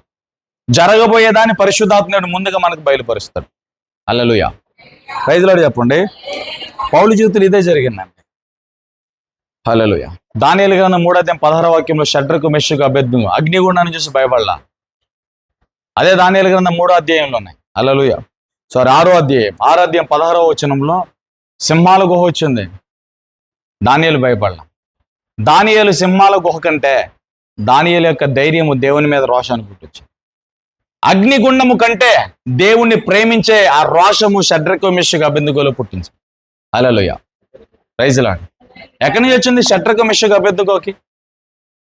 అగ్నిగుండము కంటే దేవుణ్ణి ప్రేమించే మనసు, అగ్నిగుండము కంటే దేవుడు నన్ను కాపాడుతాడనే ధైర్యము, కాన్ఫిడెంట్ షడ్రకు, మెషకు, అబేద్నెగోకి ఎక్కడది? హల్లెలూయా. ఇక్కడ ఇంకొక విషయం చెప్పనా, చెరపట్టబడిన యూదులు వీళ్ళు ముగ్గురని ఇంకా లేరు అక్కడ. ఏమండి? దానియేలును వీళ్ళు ముగ్గురే ఉన్నారు, ఇంకెవరు లేరా? చెరపట్టబడి వచ్చిన వాళ్ళు, యెహోవాయే దేవుడు అని తెలుసుకున్న వాళ్ళు, దేవుని ప్రజలైన వారు, చెరపట్టబడిన వారు, ఈ దానియేలు, షడ్రకు, మెషకు, అబేద్నెగోతో కాక ఇంకా చాలా మంది ఉన్నారు. వీళ్ళందరూ ఏమైపోయారు? చేతులెత్తలా. వీళ్ళందరూ ఏమైపోయారు? ఫోన్లు చేసి రీజన్ చెప్పారు. వీళ్ళందరూ ఏమైపోయారు? ప్రాణభయంతో దాక్కున్నారు. ప్రాణము కూడా ప్రాణార్పణంగా దేవుని వరకు ఉపయోగపడాలి. ఆదివారం నేను రక్షణ పొందిన సేవకుడు, బాప్తిజం పొందిన సేవకుడు, ఇరుకుల్లో, ఇబ్బందులు, ప్రతికూలతలో ఉన్నప్పుడు నా ఇంటికి వచ్చి ప్రార్థన చేసిన సేవకుడు, బలపరిచిన సేవకుడు, బ్రతికైన చావైన సేవకుడు తన ముందుకెళ్తానని వచ్చిన జాబితాలో ఉన్నవారు షడ్రకు, మెషకు, అబేద్నెగో. హల్లెలూయా. ముగ్గురు నిలబడ్డారు, లాగుతున్నారు. ఈ పక్క పడుకోరా, సాగిలబడే నీకు రోషం లేకపోతే లేదు, నాకుంది, దేవుని కోసం చావనైనా చేస్తాను నేను. హల్లెలూయా అనుకున్నారు. వీళ్ళ పని అయిపోయింది అనుకున్నారు. షడ్రకు, మెషకు, అబేద్నెగో అగ్నిగుండము కంటే దేవుని మీద ఉన్న ప్రేమే వానికి ధైర్యాన్ని పుట్టించారు. పరలా అగ్నిగుండమైన మామూలు అగ్ని 7 అంతలు అధికం చేశారు. హల్లెలూయా. ఏమైంది వారి భక్తి? సిగ్గుపరిచిందా? చెప్పండి. పడుకున్న వాళ్ళందరూ, సాగిలపడిన వాళ్ళందరి ఎదుట వీళ్ళ స్థాయిని, స్థితిని, గతిని దేవుడు ఆ రాజ్యంలో హెచ్చించాడు. వీళ్ళ ముగ్గురు ద్వారా యెహోవాయే దేవుడు అని ఒక నెబుకద్నెజర్ రాజు ప్రకటన చేశాడని. బతుకున్నారా? ప్రకటన చేశాడు. నెబుకద్నెజర్ అనే రాజు ప్రకటన చేశాడు, ఈ షడ్రకు, మెషకు, అబేద్నెగో అనే దేవుడే నిజమైన దేవుడు. ఒక అన్యరాజు, నెబుకద్నెజర్ రాజు, షడ్రకు, మెషకు, అబేద్నెగో అగ్నిగుండంలోకి వెళ్ళొచ్చిన తర్వాత, సజీవులుగా తిరిగి వచ్చిన తర్వాత, వారితో పాటు దేవుడు ఏకమై దేవుని ప్రత్యక్షతను, దేవుని భావాన్ని చూసిన నెబుకద్నెజరు మొక్కాడు దేవునికి. ఏ రాజ్యములైనా, ఏ భాష మాట్లాడు, ఏ ప్రాంతంలో యెహోవా దేవుడే నిజమైన దేవుడు. హల్లెలూయా. ఆ రాజ్యములో, ఆ స్థానములో షడ్రకు, మెషకు, అబేద్నెగో స్థాయిని దేవుడు పెంచేసాడండి. హల్లెలూయా. పొడుగున్న వాళ్ళ స్థాయి పెరగలా. వారి ప్రాణాన్ని కాపాడుకోవాలనుకున్న వాళ్ళు ఆ స్థాయిని పెంచుకోలేదు. వారి ప్రాణమును కూడా ద్వేషించి యేసు ప్రభు కొరకు తన ప్రాణాన్ని పోగొట్టుకున్న వాళ్ళే దేవుని జీవాన్ని పొందుకున్నారు. అదే చెప్తున్నాడు, ఒకడు నా స్నేహితుడు అవ్వాలంటే తన ప్రాణం కంటే ఎక్కువగా నన్ను ప్రేమించిన వాడే, తన ప్రాణాన్ని కూడా ద్వేషించిన నన్ను ప్రేమించిన వాడే తన ప్రాణాన్ని కాపాడుకుంటాడు. హల్లెలూయా. తన ప్రాణాన్ని కాపాడుకోవాలనుకున్నవాడు దాన్ని పోగొట్టుకుంటాడు. ఆమేన్. రాబోయే రోజుల్లో సాపిగా ఏం జరగదు సేవ అనుకుంటున్నారండి మీరు? సాపిగా ఏమీ జరగదు. మన ప్రాంతాల్లో అప్పుడే రాకపోయినా, హల్లెలూయా, మణిపూర్ లాంటి పరిస్థితులు మన ప్రాంతాల్లోనికి అంత తీవ్రతలో రాలేకపోయినా చాలా ప్రాంతాలకు విస్తరించబోతున్నాయి. సాపిగా జరగదు. చెదరగొట్టబడే విశ్వాసులందరూ చెదరగొట్టబడతారు. నిజమైన విశ్వాసులే సేవలో ఉంటారు. అటు ఇటు ఉండేవాళ్ళు, రక్షణ లేని వాళ్ళు, ఊడిపోయే వాళ్ళందరూ కూడా ఊడిపోయే రోజులు రాబోతున్నాయి. ఎత్తేసే సంఘాలను ఎత్తబడబోతున్నాయి. పీకేసే బోర్డులను పీకబడబోతున్నాయి. దేవుని కొరకు నిలబడే పరిచర్య ఏదో, దేవుని కొరకు నిలబడే సేవకుడేడు, దేవుని కొరకు చావడానికి ముందుకు వచ్చిన విశ్వాసి ఎవరు, ఈ జాబితాలను దేవుడు తేల్చబోయే సమయం ఆసనం అవుతుంది. పుట్టోళ్ళు ఎవరో, గట్టోళ్ళు ఎవరో, ఊడిపోయేది ఎవరో, దేవుని కొరకు ఆఖరి వరకు నిలబడేది ఎవరో దేవుడు అంచనా వేసే రోజులు రాబోతున్నాయి. అది ఆశ్చర్యమేమీ లేదు, మనకు కూడా అతి తొందరలో రాబోతున్నాయి. ఇలా ఫ్రీగా ఆరాధించే రోజులు, ఇలా ఫ్రీగా నలుగురు కలిసి కూర్చునే రోజులు రాబోయే రోజుల్లో ఉండవు, అవి కరువైపోతాను. హల్లెలూయా. ప్రైజ్ లార్డ్ చెప్పండి, గట్టిగా చెప్పండి. షడ్రకు, మెషకు, అబేద్నెగో అగ్నిగుండము కంటే వారి విశ్వాసం అగ్నిగుండము కంటే రెట్టింపు ధైర్యాన్ని కలిగించిన. ఆమేన్. దానియేలు సింహపు బోనిలో వెళ్తాడని తెలిసి కూడా యథావిధముగా మిట్ట మధ్యాహ్నం తన మేడ గదులోనికి వెళ్ళి భోజనానికి ముందు ప్రార్థన చేస్తా లైవ్ లో పట్టుకున్నారు. హల్లెలూయా. సింహాల బోను కంటే దానియేలు విశ్వాసం దేవుని మీద ఆధారపడేట్లు, దేవుని ప్రేమించేటట్లుగా చేసింది. హల్లెలూయా. ఉదయమునే లేచి రాజు వచ్చి అంటున్నాడు, దానియేలు, నువ్వు సేవించే దేవుడు, నువ్వు ఆరాధించే దేవుడు నేను కాపాడగలిగాడా? సింహాలు నేనేం చేయలేదా? హల్లెలూయా. ప్రత్యుత్తరం వస్తుంది, రాజా చిరంజీవగుగాక, నేను సేవించే దేవుడు, నేను ప్రేమించిన దేవుడు, నేను ఆరాధించే దేవుడు, హల్లెలూయా, సింహాల నోటిలో నుండి నన్ను కాపాడాడు. ఇంకా బాగా చెప్పాలంటే సింహాల మీద నేను ఇప్పుడుదాకా పడుకున్నా మెత్తగా. హల్లెలూయా. సింహాలు నాకు హాని చేయలేదు, కీడి చేయలేదు. ఆమేన్. అందుకే దేవుని కృప నీకుంటే ఏ తెగులు వచ్చినా అది నిన్ను నాశనం చేయలేదు, ఏ అప్పు వచ్చినా నిన్ను నాశనం చేయలేదు, ఏ శత్రువు వచ్చి నిన్ను నాశనం చేయలేడు, ఏ వ్యక్తులు లేచి నిన్ను నాశనం చేయలేరు. దేవుని చిత్తము ఖచ్చితంగా నీ బ్రతుకులో నెరవేర్చబడతాను. శత్రువుల మధ్యలో దేవుని చిత్తము, ప్రతికూల పరిస్థితుల మధ్యలో దేవుని చిత్తము, అప్పుల మధ్యలో దేవుని చిత్తము, అనారోగ్యాల మధ్యలో దేవుని చిత్తము, అన్ని పోగొట్టుకుని ఒంటరిగా ఉన్న నీ జీవితంలో దేవుని చిత్తము ఖచ్చితంగా దేవుడు జరిగిస్తాడు. దేవుని వాక్యం ఆసక్తితో వింటే రెట్టింపు ఉత్సాహం, రెట్టింపు జీవం. హల్లెలూయా. దేవుని మాటలు జుంట తేనె ధరల కంటే మధురమైన, హల్లెలూయా, మాంసము, తేనె, బలమైన ఆహారం, వాటంతటికి మించి కూడా బలమైన ఆహారం దేవుని వాక్యం. నిజంగా గుండె చెదిరిన వారుగా ఉంటే వాక్యం అయ్యే వరకు కూడా వాళ్ళు కన్నీటితో వాక్యాన్ని రిసీవ్ చేసుకుంటారు. ఆ గుండె చెదిరిన వారు బాహ్యపరంగా ఉన్నారు కానీ వాక్యాన్ని రిసీవ్ చేసుకుంటలేదని ఇక్కడ దేవుడు చెప్తున్నాడు. గుండె పగిలిన వారు, గుండె చెదిరిన వారు ఇక్కడ ఉన్నారు. ఈ వాక్యాలు మీ గుండె చెదిరిన స్థితిని కడతాయండి. నేను ప్రకటించే యేసు ప్రభు వాక్యంలో జీవం ఉందండి. ఈ వాక్యాలు మిమ్మల్ని బాగు చేస్తాయి, ఈ వాక్యం మిమ్మల్ని కడతది, ఈ వాక్యం మిమ్మల్ని నింపుద్ది. హల్లెలూయా. దృష్టి పెట్టి కొద్దిగా ఆలస్యమైన ఆసక్తితో వినటం నేర్చుకోండి. నిర్లక్ష్యంగా వినకండి. ఆసక్తితో వింటే దేవుని వాక్యం క్రియాకార్యాలు చేస్తుంది. హల్లెలూయా. షడ్రకు మెషుకు అబేద్నెగో ధైర్యం అగ్నిగుండంలోనికి వెళ్ళడానికి ప్రోత్సహించింది. దానియేలు యొక్క ధైర్యం, విశ్వాసం యొక్క ధైర్యం, తన భక్తిలో వచ్చిన ధైర్యం సింహాల గుహలోనికి వెళ్ళడానికి కూడా ప్రోత్సహించింది. కానీ బ్యాక్ స్టెప్ మాత్రం వేయలేదు, వెనక అడుగు మాత్రం వేయలేదు. ఇద్దరు కూడా, అక్కడ ఉన్న షడ్రకు మెషుకు అబేద్నెగో కావచ్చు, ఇక్కడ దానియేలు కావచ్చు. హల్లెలూయా. స్టెఫను కూడా అంతే. ముగించేస్తున్నాం. స్టెఫను కూడా అంతే. అపోస్తలుల కార్యాల గ్రంథము 4వ అధ్యాయము 13వ వాక్యంలో, అపోస్తలుల కార్యాల 5:29వ వాక్యంలో పేతురు ఏమంటాడో తెలుసా? మేము మనుషులకు కాదు భయపడాల్సింది, దేవునికే భయపడవాళ్ళం కదా. అపోస్తలుల కార్యాల 4వ అధ్యాయం 13వ వాక్యంలో, అపోస్తలుల కార్యాల 5:29వ వాక్యంలో పేతురు మాటలు మనకు కనబడతాయి. అపోస్తలుల కార్యాల 7వ అధ్యాయం 59-60 వచనంలో షడ్రకు ప్రార్థన, షడ్రకు మాటలు. హల్లెలూయా. రాళ్లతో కొట్టబడుతున్నప్పుడు కూడా పరలోకం తెరవబడి దేవుని సన్నిధిలో, దేవుని రాజ్యంలో, దేవుని కుడిపార్శ్వమున ఆసీనుడైన యేసు ప్రభువుని చూస్తూ కూడా దేవుని స్తుతించి గణపరిచి తన ఆత్మ దేవునికి అప్పగించేసి బ్యాక్ స్టెప్ తీసుకోవాలి. చూడండి, స్టెఫన్ యొక్క మనోధైర్యం, దుఃఖంలో ధైర్యం, నెత్తురులో ధైర్యం, దెబ్బల్లో ధైర్యం, శ్రమల్లో ధైర్యం. నెత్తురు కారుతుంది, రాళ్ళు తగిలి, ఎదురుగొప్ప తగిలితే గోరు లేచిపోతే ప్రాణం విలవల్లాడిపోతుంది. కటిక రాళ్ళు, కంకర రాళ్ళు గోప మీద తగులుతుంది, కన్నె మీద తగులుతుంది, నెత్తి మీద తగులుతుంది, గుండె మీద తగులుతుంది, రొమ్మ మీద తగులుతుంది. ఒక్కొక్కడు వేసే రాయి తోటల వలె ఈ శరీరాన్ని కమిలిపోయేటట్లుగా, పగిలేటట్లుగా, నెత్తురు కారేటట్లుగా చేస్తుంటే మనో దుఃఖంతో ఏడుస్తూ స్టెఫను దేవుణ్ణి కనపరిచాడు. స్టెఫను దేవుని కొరకు మాట్లాడాడు. స్టెఫను ఆత్మ తండ్రికి అప్పగించాడు. హల్లెలూయా. Praise Lord. ఇప్పుడు వచ్చి గుమ్ము కొడిపోయి కొట్టేస్తే యేసు ప్రభు వద్దండి, మేము వదిలిపెట్టేద్దండి, ఇంకా మేము ఎప్పుడు చర్చకు రావండి అని వెళ్ళేవాళ్ళు జాబితాలు ఇక్కడ చాలా మంది ఉంటారు. స్టెఫన్, నువ్వు మాట్లాడకపోతే, స్టెఫన్ యేసు ప్రభుని వదిలిపెట్టమని చెప్పలేదు వాళ్ళు. యేసు ప్రభు గురించి మాట్లాడొద్దు ఇక్కడ, నువ్వు సువార్త ప్రకటించొద్దు ఇక్కడ, కేవలం మాట్లాడొద్దు, వేరే చోటికి వెళ్ళి మాట్లాడుకో, కావాలి ఇక్కడ మాట్లాడొద్దు అన్నారు అంతే వాళ్ళు. హల్లెలూయా. ఏమన్నారు చెప్పండి? నువ్వు ఇక్కడ మాట్లాడడానికి వీల్లేదు, నువ్వు ఇక్కడ మాట్లాడితే బాగోదు, ఇంకెక్కడికైనా వెళ్ళి, కానీ ఇక్కడ మాత్రం వద్దన్నాడు. హల్లెలూయా. దేవుడు చెప్పింది ఇక్కడే, దేవుడు మాట్లాడమన్నది ఇక్కడే, నేను ఇక్కడే మాట్లాడతా, నేను ఇక్కడే చెబుతానని నన్ను నిలబెట్టిన దేవుడు, మాట్లాడమంటున్న దేవుడు. కాబట్టి ఇక్కడ పేతురు మాటను నేను ఇన్వాల్వ్ చేస్తున్నాను. నేను భయపడాల్సింది మనుషులకు కాదు, దేవునికే.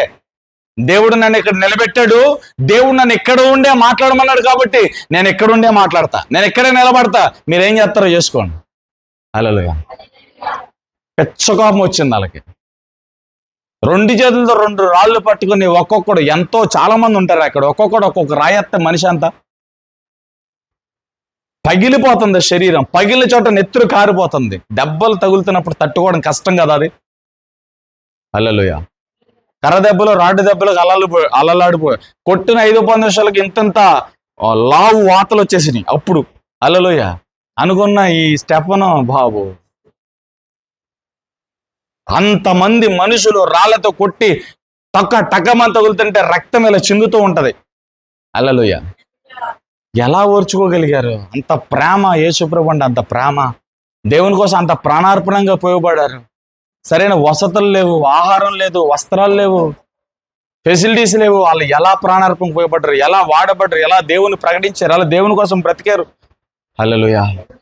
ఆ విశ్వాసం ఏంటో, ఆ తెగింపు ఏంటో, ఆ త్యాగం ఏంటో, దేవుని ప్రేమించే ఆ విధానం ఏంటో, అసలు వాళ్ళ కాళ్ళ నుండి దుమ్ము పడే ఆ ధూళికి కూడా మన భక్తి చాలు. ఒప్పుకున్న వాళ్ళు అల్లు చెప్పండి. ఆమె అంత భక్తి, అంత దేవుణ్ణి ప్రేమించడం, అంత దేవుణ్ణి సేవించదు మామూలు విషయం కాదు. Praise Lord. హల్లెలూయా. చేతులు తల్లి చెప్పండి. అందుకనే చూడండి యోబు 4:6. హల్లెలూయా. నీ భక్తి మూలవాక్యం, నీ భక్తి నీకు ధైర్యము పుట్టింపదా, నీ యథార్థ ప్రవర్తన నీ నిరీక్షణకు ఆధారము కాదా. హల్లెలూయా. పుట్టిస్తుందా నీ భక్తి నీకు ధైర్యం? ఆమేన్. నీ భక్తి నీకు ధైర్యాన్ని పుట్టిస్తుందా? మరియమ్మ నిందలు ధైర్యాన్ని పుట్టించింది. ఆమేన్. యోబు ఒంటరితనం నిరీక్షణను కలిగించింది, ధైర్యాన్ని పుట్టించింది. పౌలు గారి జీవితంలో ధైర్యం, ఏలియా జీవితంలో ధైర్యం. ఇంకెవరి గురించి మాట్లాడా? పేతురు జీవితంలో ధైర్యం, నెహమ్య జీవితంలో ధైర్యం, స్టెఫన్ జీవితంలో ధైర్యం, షడ్రకు, మెషుకు, అబెద్దుకు, దానియేలు జీవితంలో ధైర్యం. హల్లెలూయా. వారి విశ్వాసం, వారి భక్తి వాళ్ళకి ధైర్యాన్ని పుట్టించింది, నిరీక్షణకు ఆధారంగా చేసింది. హల్లెలూయా.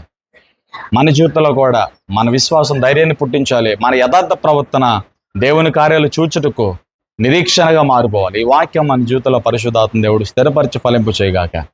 అందలేచిన